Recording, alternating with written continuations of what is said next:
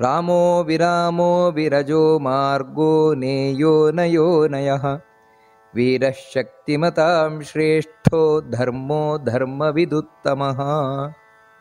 ಇಲ್ಲಿ ಮೊದಲು ಭಗವಂತನ ನಾಮ ರಾಮಃ ಅಂತ ನಮಸ್ಕಾರ ಮಾಡಬೇಕಾದ್ರೆ ರಾಮಾಯ ನಮಃ ಅಂತ ನಮಸ್ಕಾರ ಮಾಡಬೇಕು. ರಾಮ ಎನ್ನುವಂತಹ ಶಬ್ದಕ್ಕೆ ಅನೇಕ ಅರ್ಥಗಳು. ಅದರಲ್ಲಿ ಒಂದರ್ಥ ಏನು ಅಂತ ಹೇಳಿದ್ರೆ ರಮಂತೆ ಯೋಗಿನಃ ಅಸ್ಮಿನ್, ಯಾರಲ್ಲಿ ಯೋಗಿಗಳು ಆನಂದ ಪಡ್ತಾರೋ, ಅಂದರೆ ಯಾರು ಜ್ಞಾನಿಗಳಿದ್ದಾರೆ, ಭಕ್ತರಿದ್ದಾರೆ, ಭಕ್ತರಿಗೆ ಭಗವಂತನಲ್ಲೇ ಆನಂದ ಅಂತ, ಭಗವಂತನಿಂದಲೇ ಆನಂದ. ಈ ರೀತಿ ಭಕ್ತರು ಜ್ಞಾನಿಗಳು ಯೋಗಿಗಳಿಗೆ ಯಾವತ್ತೂ ಆನಂದವನ್ನು ಕೊಡ್ತಾ ಇರುವವ, ಅವರಿಗೆ ದುಃಖವೇ ಇಲ್ಲ. ಅಂದರೆ ಅವರು ದುಡ್ಡು ಕಾಸು ಆಸ್ತಿ ಪಾಸ್ತಿ ಇದರಿಂದ ಸುಖ ಪಡುವವರಲ್ಲ ಅವರು, ಮತ್ತೆ ದೇವರಿಂದಲೇ ಸುಖ ಪಡುವವರು. ಅದಕ್ಕೆ ಅವನಿಗೆ ರಾಮ ಅಂತ ಹೆಸರು, ಭಗವಂತನಿಗೆ. ನಂತರ ಮುಂದಿನ ನಾಮ ವಿರಾಮಃ ಅಂತ. ವಿರಾಮ ಅಂತ ಭಗವಂತನಿಗೆ ಯಾಕೆ ಕರೀತಾರೆ ಅಂದರೆ, ಇಲ್ಲಿ ನಮಸ್ಕಾರ ಮಾಡಬೇಕಾದ್ರೆ ವಿರಾಮಾಯ ನಮಃ ಅಂತ ನಮಸ್ಕಾರ ಮಾಡಬೇಕು. ರಾಮ ಅಂತ ಹೇಳಿದರೆ ಆನಂದ ಪಡುವವನು ಅಂತ, ರಮತೆ ಆನಂದ ಪಡ್ತಾನೆ ಅಂತ. ವಿರಾಮ ಅಂದರೆ ವಿವಿಧವಾಗಿ ನಾನಾ ಬಗೆಯಿಂದ ದೇವರು ಆನಂದ ಪಡ್ತಾನೆ ಅಂತ. ಅಂದರೆ ಪ್ರತಿಯೊಂದು ವಸ್ತುವಿನ ಒಳಗೂ ದೇವರು ಕೂತಿರ್ತಾನೆ.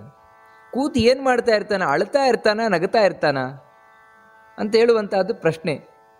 ದೇವರು ಎಲ್ಲ ಕಡೆಯೂ ಆನಂದವೇ ಪಡ್ತಾ ಇರ್ತಾನೆ. ದೇವರಿಗೆಲ್ಲಿಯೂ ದುಃಖ ಅನ್ನುವುದೇ ಇಲ್ಲ. ಇವಾಗ ಜಗತ್ತಿನಲ್ಲಿ ದುಃಖಕ್ಕೆ ಕಾರಣವಾಗಿರುವ ಒಂದು ವಸ್ತು ಇರ್ಬೋದು. ಇವಾಗ ಉದಾಹರಣೆಗೆ ಹೇಳಬೇಕಾದ್ರೆ ಒಂದು ಮಲ ಅನ್ನುವಂಥದ್ದು ತುಂಬ ಕೆಟ್ಟದ್ದು. ಅದರೊಳಗೆ ದೇವರು ಇರಲೇಬೇಕಲ್ವ? ಎಲ್ಲ ಕಡೆ ದೇವರಿದ್ದಾನೆ ಅಂತ ಹೇಳಿದ್ರೆ ಅಲ್ಲೂ ಕೂಡ ದೇವರು ಇರಲೇಬೇಕಲ್ವ? ಅಲ್ಲಿ ದೇವರಿದ್ದು, ಯಾಕಂದರೆ ನಮಗಂತೂ ಈ ಮಲ ಅಂತ ಹೇಳಿದರೆ ಹೇಸಿಗೆ, ಅದು ಅತ್ಯಂತ ಕಳಪೆ ವಸ್ತು. ಆದರೆ ದೇವರು ಅದರೊಳಗೂ ಆನಂದವಾಗಿರ್ತಾನಂತೆ. ಯಾಕಂದರೆ ಅವನಿಗದು ಕಳಪೆ ವಸ್ತು ಅಲ್ಲ, ದೇವರಿಗೆ.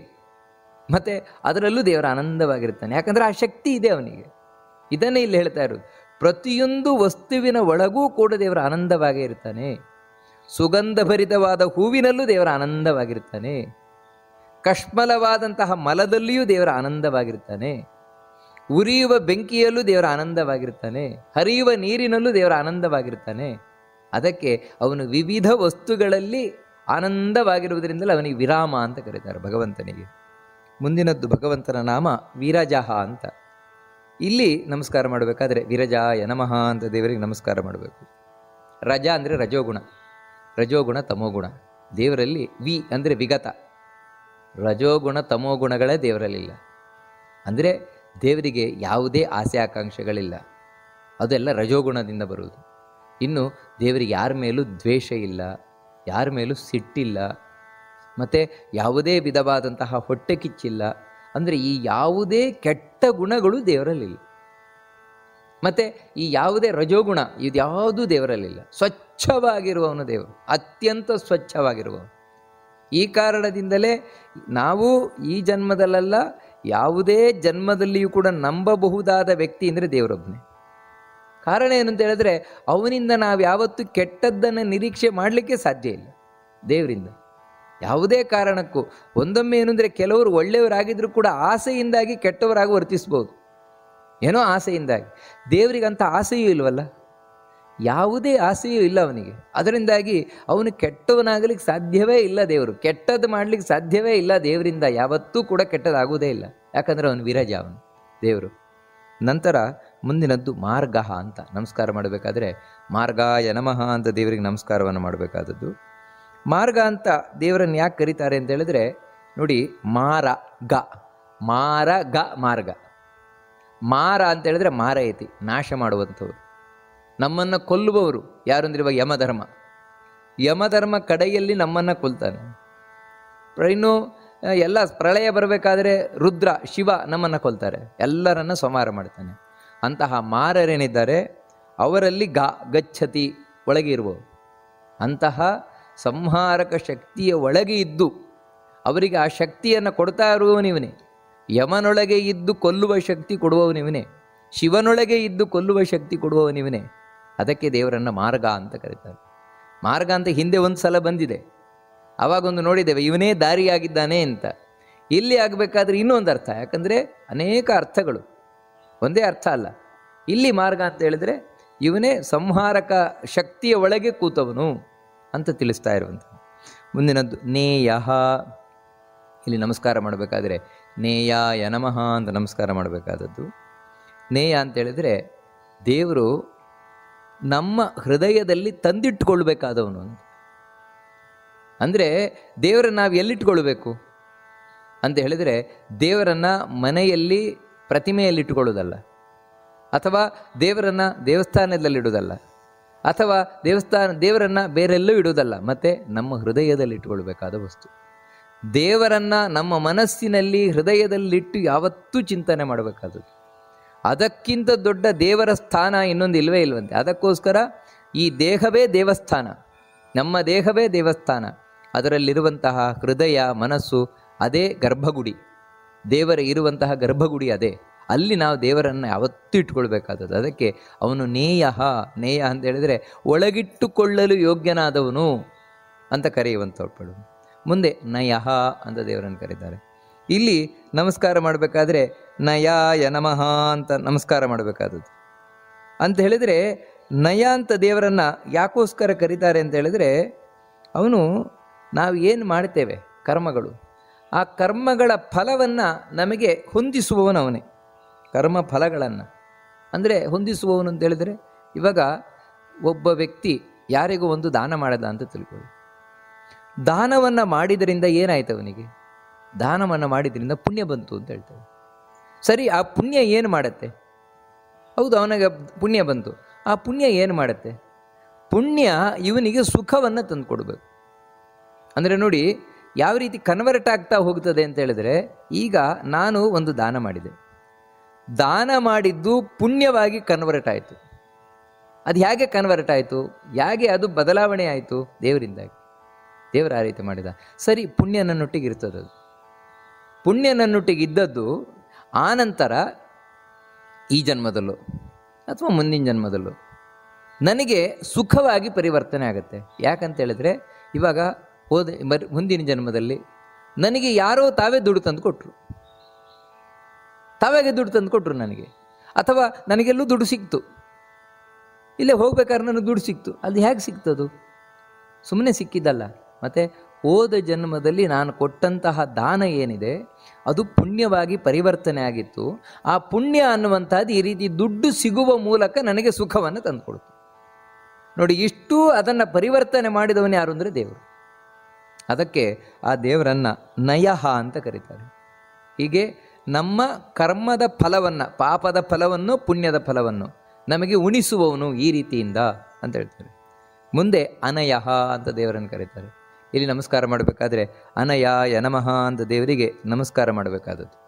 ಅಂದರೆ ನಯ ಅಂತ ಹೇಳಿದರೆ ಪ್ರೇರಕರು ಅಂತ ಒಂದರ್ಥದಲ್ಲಿ. ಅಂದರೆ ನಮ್ಮನ್ನು ಪ್ರೇರಣೆ, ಕಂಟ್ರೋಲರ್.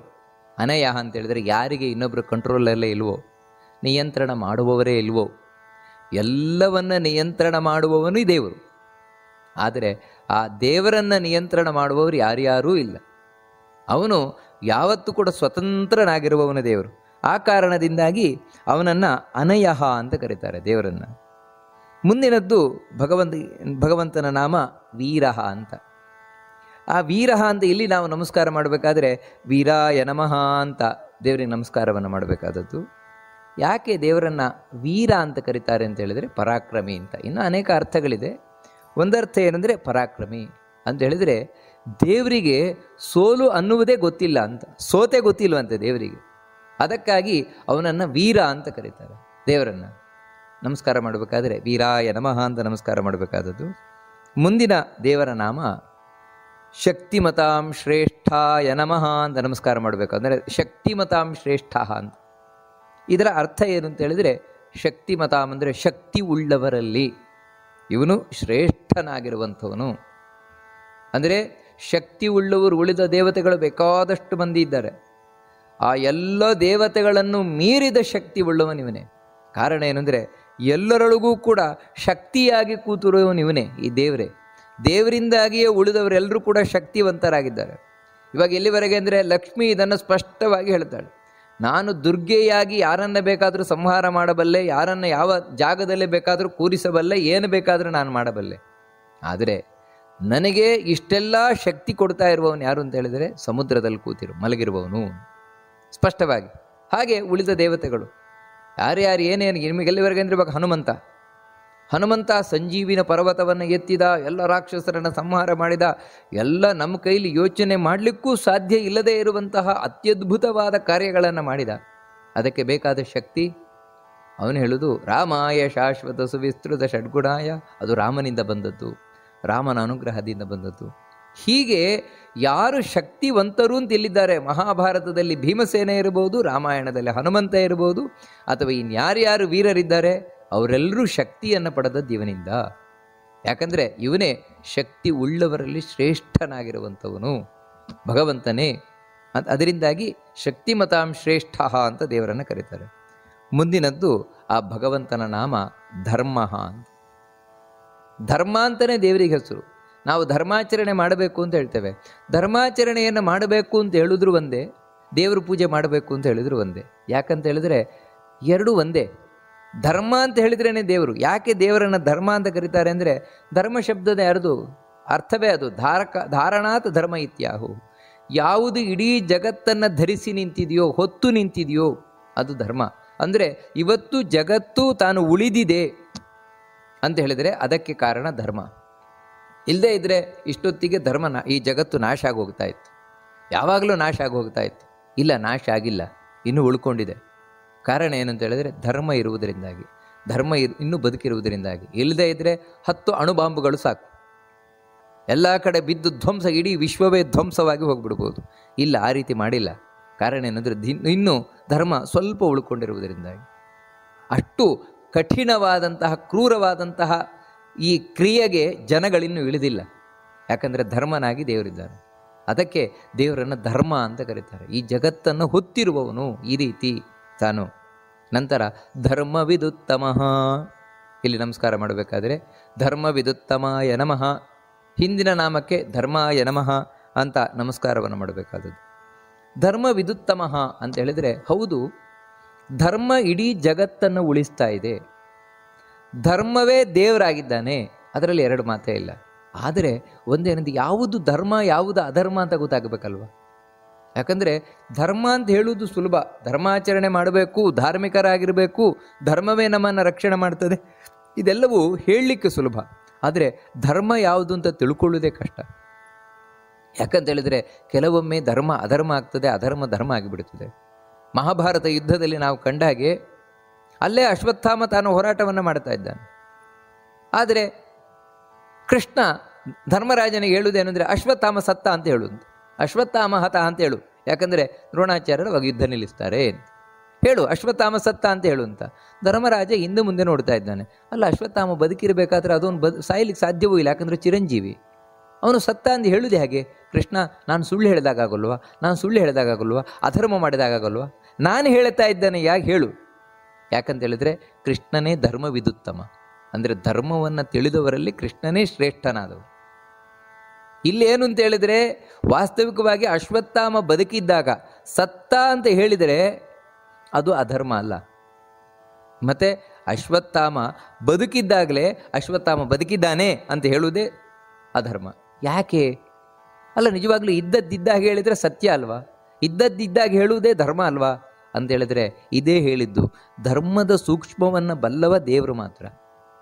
ಅದಕ್ಕೆ ಅವನು ಹೇಳಿದಾಗೆ ಆಚರಿಸುವುದು ನಮ್ಮ ಕರ್ತವ್ಯ. ಅದೇ ಶಾಸ್ತ್ರಗಳು ಅಂತ ಹೇಳೋದು. ಶಾಸ್ತ್ರಗಳು ದೇವರ ಆಜ್ಞೆ, ಅದೇನು ಹೇಳುತ್ತದೆ ಅದನ್ನು ನಾವು ಆಜ್ಞೆ ಪಾಲಿಸಿದರೆ ಅದು ದೇವರ ಮಾತು ಪಾಲಿಸಿದಾಗೆ. ನೋಡಿ, ಅಲ್ಲಿಯೂ ಕೂಡ ಅಷ್ಟೇ. ವಾಸ್ತವಿಕವಾಗಿ ಅಶ್ವತ್ಥಾಮ ಬದುಕಿದ್ದಾನೋ ಸತ್ತಿದ್ದಾನೋ ಅಂತ ಹೇಳುವುದು ಮುಖ್ಯ ಅಲ್ಲ, ದ್ರೋಣಾಚಾರ್ಯರು ಯುದ್ಧ ಯಾವಾಗ ನಿಲ್ಲಿಸ್ತಾರೆ ಅಂತ ಹೇಳುವುದು ಮುಖ್ಯ. ದ್ರೋಣಾಚಾರ್ಯರು ಯುದ್ಧ ನಿಲ್ಲಿಸುವುದು ಮುಖ್ಯ ಅಲ್ಲ, ದುರ್ಯೋಧನನ ಸೋಲುವುದು ಮುಖ್ಯ. ದುರ್ಯೋಧನನ ಸೋಲುವುದು ಮುಖ್ಯ ಅಲ್ಲ, ಅಧರ್ಮ ಅಳಿಯುವುದು ಮುಖ್ಯ. ಅಂದರೆ ಅಧರ್ಮ ಸಂಪೂರ್ಣ ನಾಶ ಆಗಿ ಹೋಗಬೇಕು, ಅದು ಕೃಷ್ಣನ ಉದ್ದೇಶ. ಆ ಅಧರ್ಮದ ನಾಶಕ್ಕೋಸ್ಕರ, ಧರ್ಮದ ಜಯಕ್ಕೋಸ್ಕರ ಅಶ್ವತ್ಥಾಮ ಬದುಕಿನವನನ್ನು ಕೂಡ ಸಾತ್ತ ಅಂತ ಹೇಳು ಅಂತ ಕೃಷ್ಣ ಹೇಳಿದ. ಅಂದರೆ ನೋಡಿ, ಇದು ಧರ್ಮ. ಹೀಗೆ ಧರ್ಮವನ್ನು ಬಲ್ಲವರಲ್ಲಿ ಅತ್ಯಂತ ಶ್ರೇಷ್ಠನಾದವನು ಕೃಷ್ಣನೇ. ಅದರಿಂದಾಗಿ ಕೃಷ್ಣ ಉಪದೇಶಿಸಿದ್ದೇ ಧರ್ಮ, ಅದು ಬಿಟ್ಟು ಬೇರೆ ಧರ್ಮವೇ ಇಲ್ಲ. ಆದರೆ ಭಗವದ್ಗೀತೆಗಿಂತ ದೊಡ್ಡ ಧರ್ಮ ಇನ್ನೊಂದು ಇಲ್ಲವೇ ಇಲ್ಲ. ಭಗವದ್ಗೀತೆಯಲ್ಲಿ ಕೃಷ್ಣ ಹೇಳಿದ ಮಾತಿಗಿಂತ ದೊಡ್ಡ ಆದೇಶ ಉಪದೇಶ ಇಲ್ಲವೇ ಇಲ್ಲ. ಅದರಿಂದ ಅವನ ಧರ್ಮವಿದುತ್ತಮ ಅಂತ ಹೇಳ್ತಾರೆ. ಮುಂದಿನದ್ದು ಶ್ಲೋಕ ವೈಕುಂಠ ಪುರುಷ ಪ್ರಾಣ ಪ್ರಾಣದ ಪ್ರಣವ ಪೃಥು ಹಿರಣ್ಯಗರ್ಭಶತ್ರುಘ್ನೋ ವ್ಯಾಪ್ತೋ ವಾಯುರಧೋಕ್ಷಜ. ಗಮನಿಸಬೇಕಾದದ್ದೇನೆಂದರೆ ಈ ಶ್ಲೋಕದಲ್ಲಿ ತುಂಬ ಮಹಾಪ್ರಾಣಗಳಿದೆ. ಆ ಮಹಾಪ್ರಾಣಗಳನ್ನು ತಪ್ಪದೆ ಉಚ್ಚರಿಸಬೇಕು. ಮೊದಲನೇದಾಗಿ ವೈಕುಂಠ, ವೈಕುಂಠ ಅಲ್ಲ, ವೈಕುಂಠ ನೋಡಿ, ಅದು ವೈಕುಂಠ ಪುರುಷ, ಅಲ್ಲೆಲ್ಲ ವಿಸರ್ಗಗಳು ಇದೆ, ಅದನ್ನು ಬಿಡದೆ ಉಚ್ಚರಿಸಬೇಕು. ವೈಕುಂಠ ಪುರುಷ ಪ್ರಾಣ ಪ್ರಾಣದ ಪ್ರಣವ ಪೃಥುಹು. ಥು ಅನ್ನೋದು ಮಹಾಪ್ರಾಣ, ಅಲ್ಲಿ ಪೃಥುಹು ಅಲ್ಲ, ಪೃಥುಹು, ಅದನ್ನು ಒತ್ತು ಕೊಟ್ಟು ನಾವು ಹೇಳಬೇಕಾದದ್ದು. ಅದೇ ರೀತಿ ಹಿರಣ್ಯಗರ್ಭ ನೋಡಿ, ಭಾ ಅನ್ನೋದು ಮಹಾಪ್ರಾಣ, ಹಿರಣ್ಯಗರ್ಭ. ಅದೇ ರೀತಿ ಶತ್ರುಘ್ನೋ, ಶತ್ರುಘ್ನೋ ಅಲ್ಲ, ಶತ್ರುಘ್ನೋ, ಅಲ್ಲಿ ಒತ್ತು ಕೊಟ್ಟು ಹೇಳಬೇಕಾದದ್ದು. ನಂತರ ವ್ಯಾಪ್ತೋ ವಾಯುರಧೋಕ್ಷಜ ನೋಡಿ, ಅಧೋಕ್ಷಜ, ಧಾ ಅನ್ನುವುದು ಮಹಾಪ್ರಾಣ, ಆ ಅಧೋಕ್ಷಜ, ಆ ರೀತಿ ಉಚ್ಚಾರಣೆಯನ್ನು ಮಾಡಬೇಕಾದದ್ದು. ಯಾಕಂದರೆ ಸಂಸ್ಕೃತದಲ್ಲಿ ಅಲ್ಪಪ್ರಾಣ, ಮಹಾಪ್ರಾಣ, ದೀರ್ಘ, ಹ್ರಸ್ವ ಇವುಗಳೆಲ್ಲ ತಪ್ಪಾಗಿ ಉಚ್ಚಾರಣೆಯನ್ನು ಮಾಡಿದರೂ ಕೂಡ ಅರ್ಥವೇ ಬೇರೆಯಾಗುವಂತಹ ಸಾಧ್ಯತೆ ಇದೆ, ಅಪಾರ್ಥ ಆಗುವಂತಹ ಸಾಧ್ಯತೆ ಇದೆ.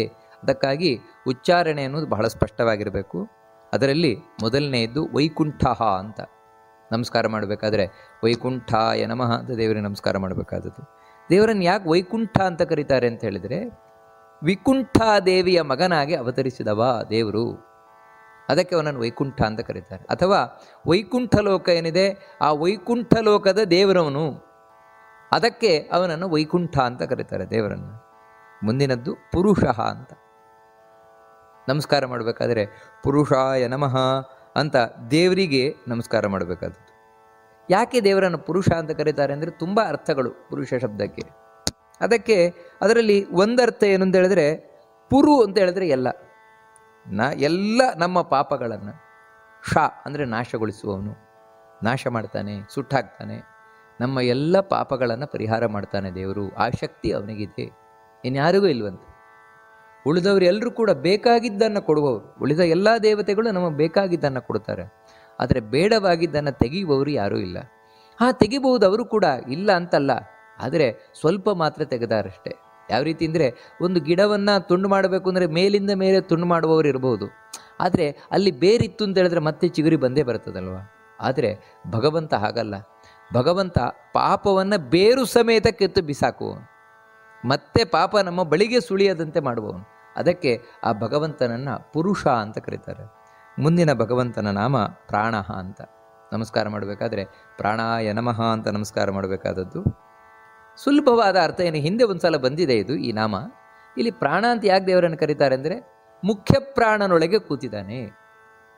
ಯಾರು ಮುಖ್ಯ ಪ್ರಾಣ ಅಂತ ನಾವು ಕರಿತೇವೆ, ವಾಯುದೇವ ಮುಖ್ಯ ಪ್ರಾಣ ಅಂತ, ಆ ಮುಖ್ಯ ಪ್ರಾಣನೊಳಗೆ ಇವನೇ ಪ್ರಾಣ ರೂಪದಿಂದ ಕೂತಿದ್ದಾನೆ. ಅಂದರೆ ಅವನಿಗೆ ಬೇಕಾದ ಶಕ್ತಿ, ಯಾಕಂದರೆ ದೇವರು ಆಯಾ ದೇವತೆಗಳೊಳಗೆ ಆಯಾ ದೇವತೆಗಳ ರೂಪದಿಂದಲೇ ಕೂತಿದ್ದಾನೆ. ಆ ರೀತಿ ಮುಖ್ಯ ಪ್ರಾಣನೊಳಗೆ ಇವನು ಮುಖ್ಯ ಪ್ರಾಣನಾಗಿ ಕೂತು, ಆ ಪ್ರಾಣದಿಂದ, ಮುಖ್ಯ ಪ್ರಾಣನಿಂದ, ಇವಾಗ ನಮ್ಮ ಉಸಿರಾಟ ಏನು ನಡೀತಾ ಇದೆ ಮುಖ್ಯ ಪ್ರಾಣನಿಂದ, ಆ ಉಸಿರಾಟವನ್ನು ಮುಖ್ಯ ಪ್ರಾಣನೊಳಗೆ ಕೂತು ಅವನಿಗೆ ಶಕ್ತಿ ಕೊಟ್ಟು ಮಾಡಿಸ್ತಾ ಇರುವವನು ಇವನೇ. ಅದಕ್ಕೆ ದೇವರನ್ನು ಪ್ರಾಣ ಅಂತ ಕರೀತಾರೆ. ಮುಂದಿನ ಭಗವಂತನ ನಾಮ ಪ್ರಾಣದಹ ಅಂತ. ಇಲ್ಲಿ ನಮಸ್ಕಾರ ಮಾಡಬೇಕಾದ್ರೆ ಪ್ರಾಣದಾಯ ನಮಃ ಅಂತ ದೇವರಿಗೆ ನಮಸ್ಕಾರ ಮಾಡಬೇಕಾದದ್ದು. ಯಾಕೆ ದೇವರನ್ನು ಪ್ರಾಣದಹ ಅಂತ ಕರೀತಾರೆ ಅಂತ ಹೇಳಿದರೆ, ಒಬ್ಬ ವ್ಯಕ್ತಿ ಇಲ್ಲಿ ಹುಟ್ಟುತ್ತಾನೆ ಅಂತ ಹೇಳ್ತೇವೆ. ಹುಟ್ಟುವುದು ಅಂತ ಹೇಳಿದರೆ ಏನು, ಬರೀ ದೇಹ ಪಡೆಯುವುದಾ? ದೇಹ ಪಡೆಯುವುದನ್ನು ಹುಟ್ಟುವುದು ಅಂತ ಕರೆಯುವುದಾ? ಇಲ್ಲ. ಯಾಕಂತ ಹೇಳಿದರೆ, ಇವಾಗ ಒಂದು ಮಗು ಹುಟ್ಟಿತು, ಆದರೆ ಹುಟ್ಟುವಾಗಲೇ ಸತ್ತೋಗಿದೆ. ಸತ್ತೋಗಿದೆ ಅಂದರೆ ಅರ್ಥ ಏನು ಅಂತ ಹೇಳಿದರೆ, ಉಸಿರಾಟ ಇಲ್ಲ. ಉಸಿರಾಟ ಇಲ್ಲದೆ ಇರುವುದರಿಂದಾಗಿ ಸತ್ತೋಗಿದೆ.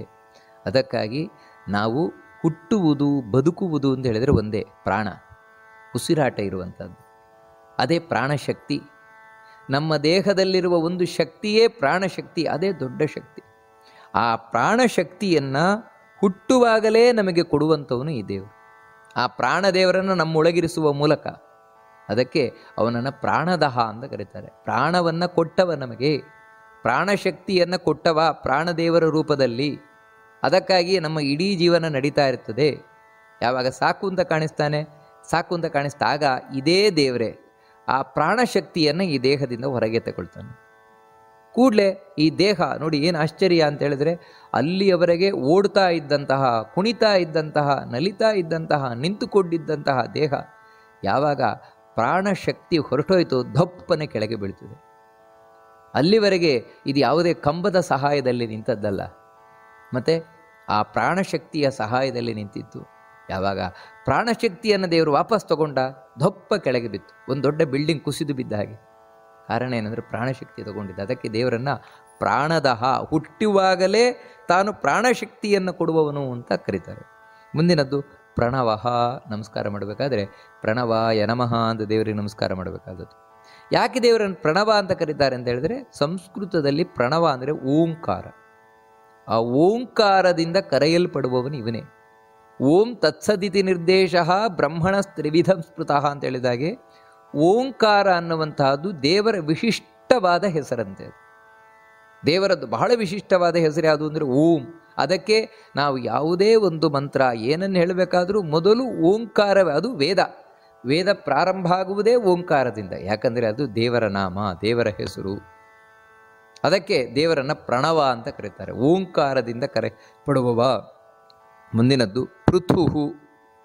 ದೇವರಿಗೆ ನಮಸ್ಕಾರ ಮಾಡಬೇಕಾದ್ರೆ ಪೃಥವೇ ನಮಃ ಅಂತ ಇಲ್ಲಿ ನಮಸ್ಕಾರವನ್ನು ಮಾಡಬೇಕಾದದ್ದು. ಪೃಥು ಅಂತ ಹೇಳಿದರೆ ಹರಡಿಕೊಂಡವನು ಅಂತ, ಪ್ರಸಿದ್ಧನಾದವನು ಅಂತ. ದೇವರು ಬಹಳ ಪ್ರಸಿದ್ಧನಾದವನು. ಎಲ್ಲಿ? ನಮ್ಮ ನಿಮ್ಮ ಮಧ್ಯದಲ್ಲ. ಯಾಕಂದರೆ ನಮಗೆ ಗೊತ್ತಿಲ್ಲದೆ ಇರ್ಬೋದು, ದೇವರ ಬಗ್ಗೆ ಗೊತ್ತಿಲ್ಲದೆ ಇರ್ಬೋದು, ಅನೇಕ ಮಂದಿಗೆ ಕೃಷ್ಣನ ಬಗ್ಗೆ, ನಾರಾಯಣನ ಬಗ್ಗೆ ಗೊತ್ತೇ ಇಲ್ಲದೆ ಇರ್ಬೋದು. ಆದರೆ ಶಾಸ್ತ್ರಗಳಿಗೆ ಮಾತ್ರ ದೇವರ ಬಗ್ಗೆ ಚೆನ್ನಾಗಿ ಗೊತ್ತಿದೆಯಂತೆ.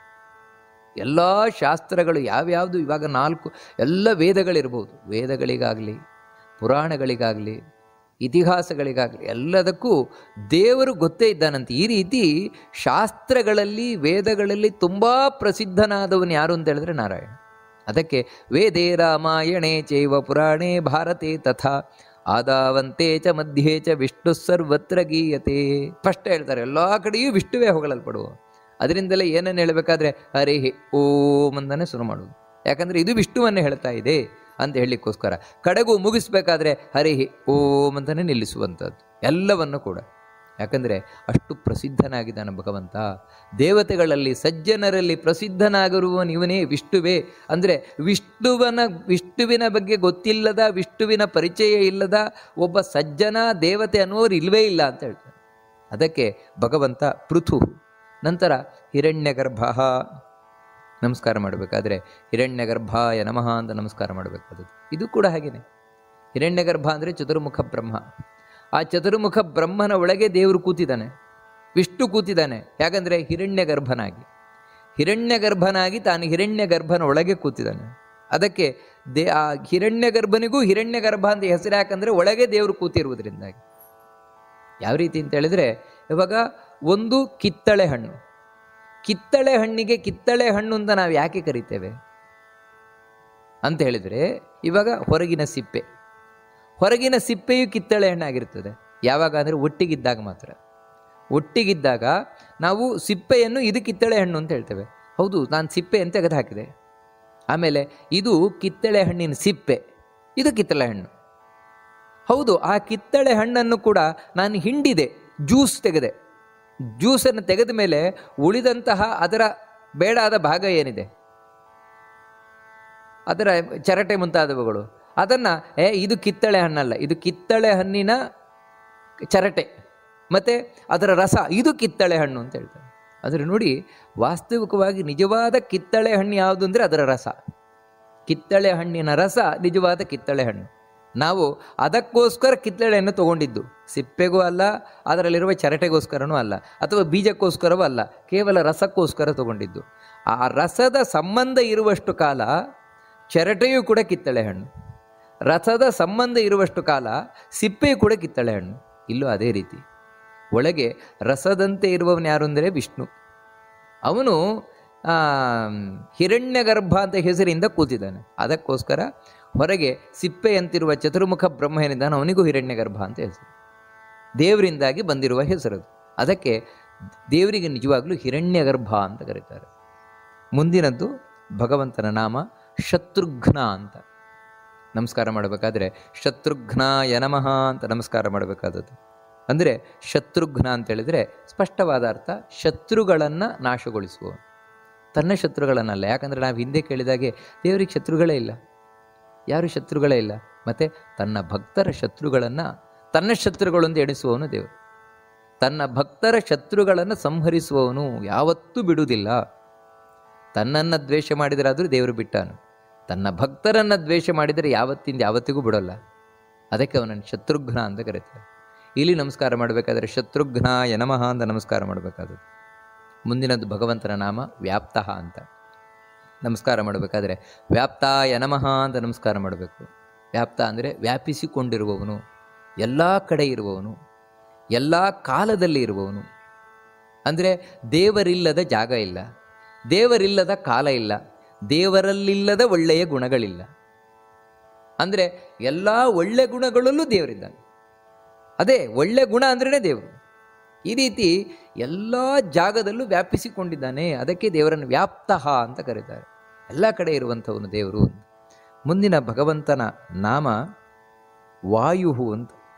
ನಮಸ್ಕಾರ ಮಾಡಬೇಕಾದ್ರೆ ವಾಯವೇ ನಮಃ ಅಂತ ನಮಸ್ಕಾರ ಮಾಡಬೇಕಾದದ್ದು. ಯಾಕೆ ದೇವರನ್ನು ವಾಯು ಅಂತ ಕರೀತಾರೆ ಅಂತ ಹೇಳಿದರೆ, ಈ ಜಗತ್ತನ್ನು ಬೆಸೆದಿರುವವನವನೇ. ಯಾಕಂದರೆ ನಾವಿಲ್ಲಿ ಕೇಳಿದ್ದೇವೆ, ಜಗತ್ತಿನಲ್ಲಿ ಚೈನ್, ಬಯೋಲಾಜಿಕಲ್ ಚೈನ್ ಒಂದನ್ನು ಒಂದು ಆಶ್ರಯಿಸಿಕೊಂಡಿದೆ, ಒಂದನ್ನೊಂದು ಆಶ್ರಯಿಸಿಕೊಂಡಿದೆ ಅಂತ. ಹೌದು, ಒಂದನ್ನೊಂದು ಆಶ್ರಯಿಸಿಕೊಂಡಿರುವುದು ಯಾರಿಂದಾಗಿ? ದೇವರಿಂದಲೇ. ದೇವರು ವಾಯುದೇವನ ಒಳಗೆ ವಾಯುವಾಗಿ ಕೂತು ಎಲ್ಲವನ್ನ ಒಂದಕ್ಕೊಂದಕ್ಕನ್ನು ಬಂಧಿಸಿದ್ದಾನೆ, ತಾನು ಬೆಸೆಸಿದ್ದಾನೆ. ಆ ಬೆಸೆಯುವ ಮೂಲಕ ಜಗತ್ತು ನಡೆಯುವಂತೆ ಮಾಡ್ತಾ ಇದ್ದಾನೆ. ಅಂದರೆ ಈಗ ಒಂದಕ್ಕೊಂದು ಬೆಸೆದು ಜಗತ್ತು ಸಾಗುತ್ತಾ ಇದೆ. ಯಾವ ರೀತಿ ಅಂತ ಹೇಳಿದರೆ, ಇವಾಗ ಬೆಳೆ ಆಗಬೇಕು ಅಂತ ಹೇಳಿದ್ರೆ ಮಳೆ ಬರಬೇಕು, ಮಳೆ ಆಗಬೇಕು ಅಂತ ಹೇಳಿದ್ರೆ ಮೋಡ ನಿರ್ಮಾಣ ಆಗಬೇಕು, ಮೋಡ ನಿರ್ಮಾಣ ಆಗಬೇಕು ಅಂದರೆ ಸೂರ್ಯ ಬೇಕು. ಈ ರೀತಿ ಒಂದಕ್ಕೊಂದಕ್ಕೆ ಸಂಬಂಧ ಇದೆಲ್ಲ ಕಲ್ಪಿಸಿರುವವನು ದೇವರೇ. ಅದಕ್ಕೆ ಅವನನ್ನು ವಾಯು ಅಂತ ಕರೀತಾರೆ, ಭಗವಂತನನ್ನು. ಮುಂದಿನದ್ದು ಅಧೋಕ್ಷಜಃ ಅಂತ ನಮಸ್ಕಾರ ಮಾಡಬೇಕಾದ್ರೆ ಅಧೋಕ್ಷಜಾಯ ನಮಃ ಅಂತ ದೇವರಿಗೆ ನಮಸ್ಕಾರ ಮಾಡಬೇಕಾದದ್ದು. ದೇವರನ್ನು ಯಾಕೆ ಅಧೋಕ್ಷಜ ಅಂತ ಕರೀತಾರೆ ಅಂತ ಹೇಳಿದ್ರೆ, ಅಕ್ಷಜ ಅಂದರೆ ಪ್ರತ್ಯಕ್ಷ, ಕಣ್ಣಿಗೆ ಕಾಣುವುದಾಗಲಿ, ಕಿವಿಗೆ ಕೇಳುವುದಾಗಲಿ, ಮೂಸಲಿಕ್ಕೆ ಸಿಗುವುದಾಗಲಿ, ತಿನ್ನಲಿಕ್ಕೆ ಸಿಗುವುದಾಗಲಿ, ಮುಟ್ಲಿಕ್ಕೆ ಸಿಗುವುದಾಗಲಿ, ಇವೆಲ್ಲ ಏನಂದರೆ ಅಕ್ಷಜ, ಪ್ರತ್ಯಕ್ಷದಿಂದ ಆಗುವಂಥವುಗಳು. ದೇವರು ಅಧಃ ಅಂದರೆ ಇದನ್ನೆಲ್ಲ ಅಧಕ್ಕರಿಸಿದ್ದಾನೆ. ಅಂದರೆ ದೇವರನ್ನು ಈ ಕಣ್ಣಿನಿಂದ ನೋಡಲಿಕ್ಕಾಗೋಲ್ಲ. ನಾವು ಏನೇ ಹರಸಾಹಸ ಮಾಡಿದರೂ ಕೂಡ ಈ ಕಣ್ಣಿನಿಂದ ದೇವರನ್ನು ನೋಡಲಿಕ್ಕಾಗೋಲ್ಲ. ಯಾಕಂದರೆ ಈ ಕಣ್ಣನ್ನು ತಿರಸ್ಕಾರ ಮಾಡಿಬಿಟ್ಟಿದ್ದಾನೆ ದೇವರು.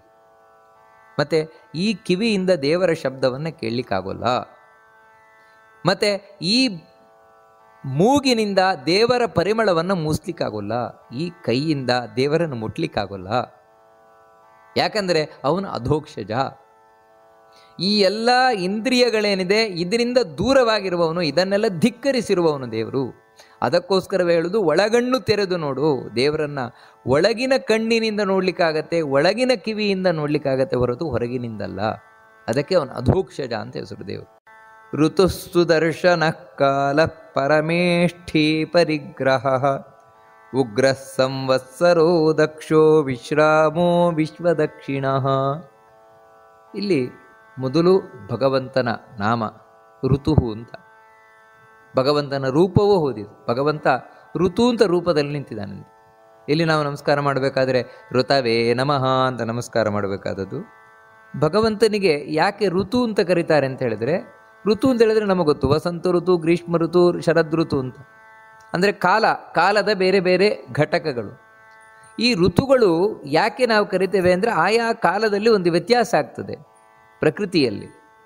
ಶರದ್ ಋತುವಿನಲ್ಲಿ, ಗ್ರೀಷ್ಮ ಋತುವಿನಲ್ಲಿ, ಇವಾಗ ಗ್ರೀಷ್ಮ ಋತು ಅಂದರೆ ಬೇಸಿಗೆ ಕಾಲ, ವರ್ಷ ಋತು ಅಂದರೆ ಮಳೆಗಾಲ, ಶಿಶಿರ ಋತು, ಹೇಮಂತ ಋತು ಅಂದರೆ ಚಳಿಗಾಲ.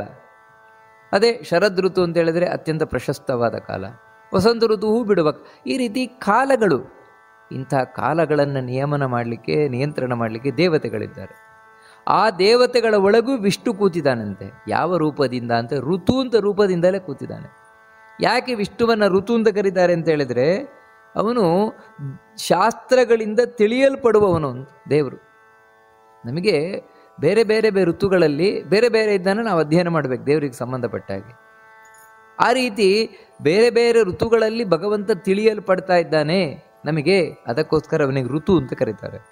ಎರಡನೆಯದ್ದು ಇಲ್ಲಿ ನಾಮ ಸುದರ್ಶನ ಅಂತ ಇನ್ನೊಂದು ದೇವರ ನಾಮ ರೂಪ. ನಮಸ್ಕಾರ ಮಾಡಬೇಕಾದ್ರೆ ಸುದರ್ಶನಾಯ ನಮಃ ಅಂತ ನಮಸ್ಕಾರ ಮಾಡಬೇಕಾದದ್ದು. ಯಾಕೆ ಭಗವಂತನನ್ನು ಸುದರ್ಶನ ಅಂತ ಕರೀತಾರೆ ಅಂತ ಹೇಳಿದ್ರೆ, ಒಂದು ಸುದರ್ಶನ ಚಕ್ರವನ್ನು ಕೈಯಲ್ಲಿ ಹಿಡಿದವ, ಮತ್ತೊಂದೇನಂತ ಹೇಳಿದ್ರೆ ಸುದರ್ಶನ. ದರ್ಶನ ಅಂತೇಳಿದರೆ ಅವನ ದರ್ಶನ ಅಂತೇಳಿದರೆ ನೋಡುವಿಕೆ. ಯಾರ ನೋಡುವಿಕೆಯು ಸುಖವನ್ನು ತಂದು ಕೊಡುತ್ತದೆ. ಅಂದರೆ ದೇವರನ್ನು ನೋಡಿದರೆ ಸಾಕಂತೆ, ಆಮೇಲೆ ಕಷ್ಟವೇ ಇಲ್ವಂತೆ. ಕಷ್ಟ ಅನ್ನೋದು ಎಲ್ಲಿವರೆಗೆ ಇರ್ತದೆ ಅಂತ ಹೇಳಿದ್ರೆ ಆ ದೇವರನ್ನು ವಿಷ್ಣುವನ್ನು ನೋಡುವ ತನಕ ಮಾತ್ರ. ವಿಷ್ಣುವನ್ನು ನೋಡಿದ್ವಾ ಆಮೇಲೆ ಕಷ್ಟ ಇಲ್ಲ. ಅದಕ್ಕೆ ಅವನನ್ನು ಸುದರ್ಶನ ಅಂತ ಕರೀತಾರೆ ಭಗವಂತನನ್ನು. ನಂತರ ಕಾಲಹ ಅಂತ ಹೇಳುವುದು ಮುಂದಿನದ್ದು ಭಗವಂತನ ನಾಮ. ನಮಸ್ಕಾರ ಮಾಡಬೇಕಾದ್ರೆ ಕಾಲಾಯ ನಮಃ ಅಂತ ನಮಸ್ಕಾರ ಮಾಡಬೇಕಾದದ್ದು. ಯಾಕೆ ಭಗವಂತನನ್ನು ಕಾಲ ಅಂತ ಕರೀತಾರೆ ಅಂತ ಹೇಳಿದ್ರೆ, ಕಾಲ ಶಬ್ದಕ್ಕೆ ಅರ್ಥ ಏನು ಅಂತ ಹೇಳಿದ್ರೆ ಎಲ್ಲವನ್ನ ಸಂಹಾರ ಮಾಡುವವನಂತ ಒಂದರ್ಥ. ಇನ್ನೊಂದೇನು ಅಂತ ಹೇಳಿದ್ರೆ ನಾವು ಕೇಳಿದ್ದನ್ನು ತಂದುಕೊಡ್ತಾನೆ ಅಂತ. ಕಾಲ ಕಾಮಧೇನು, ಕಾಮಧೇನುವಿನಂತೆ. ಕಾಮಧೇನುವಿನ ಮುಂದೆ ಹೋಗಿ ನಾವು ಮನಸ್ಸಿನಲ್ಲಿ ಇಚ್ಛಿಸಿದರೆ ಸಾಕು, ಕೂಡಲೇ ಎದುರಿಗೆ ಬಂದುಬಿಡ್ತದೆ. ಹಾಗೆ ನಾವು ಭಗವಂತನ ಮುಂದೆ ಹೋಗಿ ಭಕ್ತಿಯಿಂದ ಇಚ್ಛಿಸಿದರೆ ಎಲ್ಲವನ್ನ ಕೊಡ್ತಾನಂತೆ. ಅದಕ್ಕೆ ಅವನಿಗೆ ಕಾಲ ಅಂತ ಹೆಸರು. ನಂತರ ಭಗವಂತನಿಗೆ ಪರಮೇಷ್ಠಿ ಅಂತ ಕರೀತಾರೆ.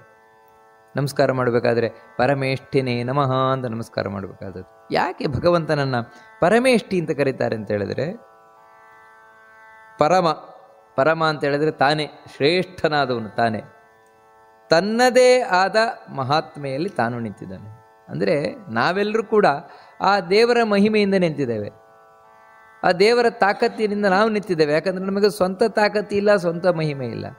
ದೇವರಿಗೆ ಹೇಗೆ ನಿಂತಿದ್ದಾನೆ? ಅವನದ್ದೇ ಆದ ಮಹಿಮೆಯಲ್ಲಿ ನಿಂತಿದ್ದಾನೆ, ಅವನಿಗೆ ಬೇರೆ ಯಾರೂ ಬೇಕಾಗಿಲ್ಲ. ಅದಕ್ಕೆ ಅವನನ್ನು ಪರಮೇಷ್ಠಿ ಅಂತ ಕರೀತಾರೆ ಭಗವಂತನನ್ನು. ಇನ್ನು ಪರಿಗ್ರಹ ಅಂತ ಕರೀತಾರೆ ಭಗವಂತನನ್ನು. ಇಲ್ಲಿ ನಮಸ್ಕಾರ ಮಾಡಬೇಕಾದ್ರೆ ಪರಿಗ್ರಹಾಯ ನಮಃ ಅಂತ ನಮಸ್ಕಾರ ಮಾಡಬೇಕಾದದ್ದು. ಯಾಕೆ ಭಗವಂತನನ್ನು ಪರಿಗ್ರಹ ಅಂತ ಕರೀತಾರೆ ಅಂತ ಹೇಳಿದ್ರೆ, ಭಕ್ತರು ಎಲ್ಲೆಲ್ಲಿ ಪೂಜೆ ಮಾಡ್ತಾರೆ ಅದು ಹೇಗಂತ ಹೇಳಿದ್ರೆ ಪರಿತಃ ಎಲ್ಲ ಕಡೆ ಯಾರು ದೇವರು ಪೂಜೆ ಮಾಡ್ತಾರೆ ಅವರೆಲ್ಲರೂ ಗ್ರಹ ಸ್ವೀಕಾರ ಮಾಡ್ತಾನೆ. ಅವರು ಏನು ಆರಾಧನೆ ಮಾಡಿದ್ರು ತಾನು ಸ್ವೀಕಾರ ಮಾಡ್ತಾನೆ ಭಗವಂತ. ಎಲ್ಲ ಕಡೆ ಕೂಡ ಇದ್ದು ಭಕ್ತರು ಏನು ಆರಾಧನೆ ಮಾಡ್ತಾರೆ ಅದನ್ನು ಸ್ವೀಕಾರ ಮಾಡ್ತಾನೆ. ಅದಕ್ಕೆ ನಾವು ದೇವ್ರ ಪೂಜೆ ಅಂತ ಹೇಳಿದ್ರೆ ದೇವರ ಗರ್ಭಗುಡಿಯಲ್ಲೇ ಮಾಡಬೇಕು, ದೇವ್ರ ಮನೆಯಲ್ಲೇ ಮಾಡಬೇಕು ಅಂತ. ಹೌದು, ಅದು ಯಾರಿಗೆ ಅಂತ ಹೇಳಿದ್ರೆ ನಮಗಿನ್ನೂ ಪರಿಪಕ್ವಾವಸ್ಥೆ ಇಲ್ಲ. ಆ ರೀತಿ ಪರಿಪಕ್ವವಾದ ಜ್ಞಾನಿಗಳು ಎಲ್ಲ ಕಡೆ ದೇವ್ರ ಪೂಜೆ ಮಾಡ್ತಾನೆ ಇರ್ತಾರೆ. ಅವರು ಮಾಡುವ ದೇವರ ಪೂಜೆ ಎಲ್ಲ ಕಡೆ ದೇವರು ಸ್ವೀಕಾರ ಮಾಡ್ತಾ ಇರ್ತಾನೆ. ಅದಕ್ಕೆ ಅವನಿಗೆ ಪರಿಗ್ರಹ ಅಂತ ಹೆಸರು. ಮುಂದಿನದ್ದು ಭಗವಂತನ ರೂಪ ಉಗ್ರಹ ಅಂತ. ಉಗ್ರ ಅಂತ ಹೇಳಿದ್ರೇನೆ ಭಯಂಕರ, ಉಗ್ರವಾದಿಗಳು ನಾವು ಕೇಳ್ತೇವಲ್ವ, ಭಯಂಕರ. ಹೌದು, ದೇವರು ಭಯಂಕರ. ಯಾರಿಗೆ ಅಂದರೆ ದುಷ್ಟರಿಗೆ. ದುಷ್ಟರಿಗೆ ಈ ವಿಷ್ಣುವಿನಷ್ಟು ದುಸ್ವಪ್ನನಾಗಿರುವವನು ಇನ್ಯಾರೂ ಇಲ್ಲ. ಶಿವನಾದರೂ ಸ್ವಲ್ಪ ಮಟ್ಟಿಗೆ ವರ ಕೊಡ್ಬೋದು, ಬ್ರಹ್ಮನಾದರೂ ವರ ಕೊಡ್ಬೋದು, ವಿಷ್ಣು ಯಾವತ್ತೂ ವರ ಕೊಡುವವನಲ್ಲ. ದುಷ್ಟರ ಪಾಲಿಗೆ ಮಹಾಭಯಂಕರ. ಅದಕ್ಕೆ ಅವನನ್ನು ಉಗ್ರ ಅಂತ ಕರೀತಾರೆ ಭಗವಂತನನ್ನು. ಮುಂದೆ ಸಂವತ್ಸರ ಅಂತ ಹೇಳೋದು ಮುಂದಿನದ್ದು ಭಗವಂತನ ರೂಪ. ಸಂವತ್ಸರ ಅಂತ ಹೇಳಿದ್ರೆ ಅಂತ ಹೇಳಿದ್ರೆ ಸಂಪೂರ್ಣ ಅಂತ. ಸಂಪೂರ್ಣವಾದ ವತ್ಸರ. ವತ್ಸ ಅಂತ ಹೇಳಿದ್ರೆ ವತ್ಸರ ಅಂತ ಹೇಳಿದ್ರೆ ಈ ವರ್ಷ. ಆ ವರ್ಷದಲ್ಲಿ ಇರ್ತಾನೆ ಅಂದರೆ ಭಗವಂತ ಇಂಥ ದಿನ ಇಲ್ಲ ಅಂತ ಹೇಳಿಕ್ಕೆ ಬರೋಲ್ಲ. ಯಾವ ರೀತಿ ಸೂರ್ಯ ಒಂದೊಮ್ಮೆ ಕೆಳಗಲಸಲ ಮಳೆಗಾಲದಲ್ಲಿ ಕಾಣದೇ ಹೋಗ್ಬೋದು, ಆದರೆ ಭಗವಂತ ಹಾಗಲ್ಲ. ವರ್ಷ ಇಡೀ ಇರ್ತಾನೆ, ಯಾವತ್ತೂ ಇರ್ತಾನಂತೆ. ಅದಕ್ಕೆ ಅವನಿಗೆ ಸಂವತ್ಸರ ಅಂತ ಹೆಸರು ಭಗವಂತನಿಗೆ. ನಂತರ ಇಲ್ಲಿ ನಮಸ್ಕಾರ ಮಾಡಬೇಕಾದ್ರೆ ಹಿಂದಿನ ನಾಮಕ್ಕೆ ಉಗ್ರಾಯ ನಮಃ ಅಂತ ನಮಸ್ಕಾರ ಮಾಡಿದರೆ ಈ ನಾಮಕ್ಕೆ ಸಂವತ್ಸರಾಯ ನಮಃ ಅಂತ ನಮಸ್ಕಾರ ಮಾಡಬೇಕಾದದ್ದು. ಮುಂದಿನದ್ದು ಭಗವಂತನ ನಾಮ ದಕ್ಷ ಅಂತ. ನಮಸ್ಕಾರ ಮಾಡಬೇಕಾದ್ರೆ ದಕ್ಷಾಯ ನಮಃ ಅಂತ ನಮಸ್ಕಾರ ಮಾಡಬೇಕು. ದಕ್ಷ ಅಂತ ಹೇಳಿದ್ರೆ ಸಮರ್ಥ ಅಂತ. ಭಗವಂತ ಎಲ್ಲ ಕಾರ್ಯಗಳಲ್ಲೂ ಸಮರ್ಥ ಅಂತ. ಅಂದರೆ ವಿಷ್ಣುವಿಗೆ ಆಗದ ಒಂದು ಕೆಲಸವೇ ಇಲ್ಲ, ಅಸಾಧ್ಯವಾದ ಒಂದು ಕೆಲಸವೇ ಇಲ್ಲ. ಎಂಥ ಕೆಲಸ ಬೇಕಾದರೂ ದೇವರು ಮಾಡಿಕೊಡ್ತಾನೆ. ಅದಕ್ಕೆ ಅವನಿಗೆ ದಕ್ಷ ಅಂತ ಹೆಸರು. ನಂತರ ವಿಶ್ರಾಮ ಅಂತ. ಹೌದು, ಇಷ್ಟೆಲ್ಲ ಮಾಡಿಕೊಡ್ತಾನಲ್ವ ದೇವರು, ದಕ್ಷನಾಗಿ ಇಷ್ಟೆಲ್ಲ ಮಾಡಿಕೊಡ್ತಾನಲ್ವ.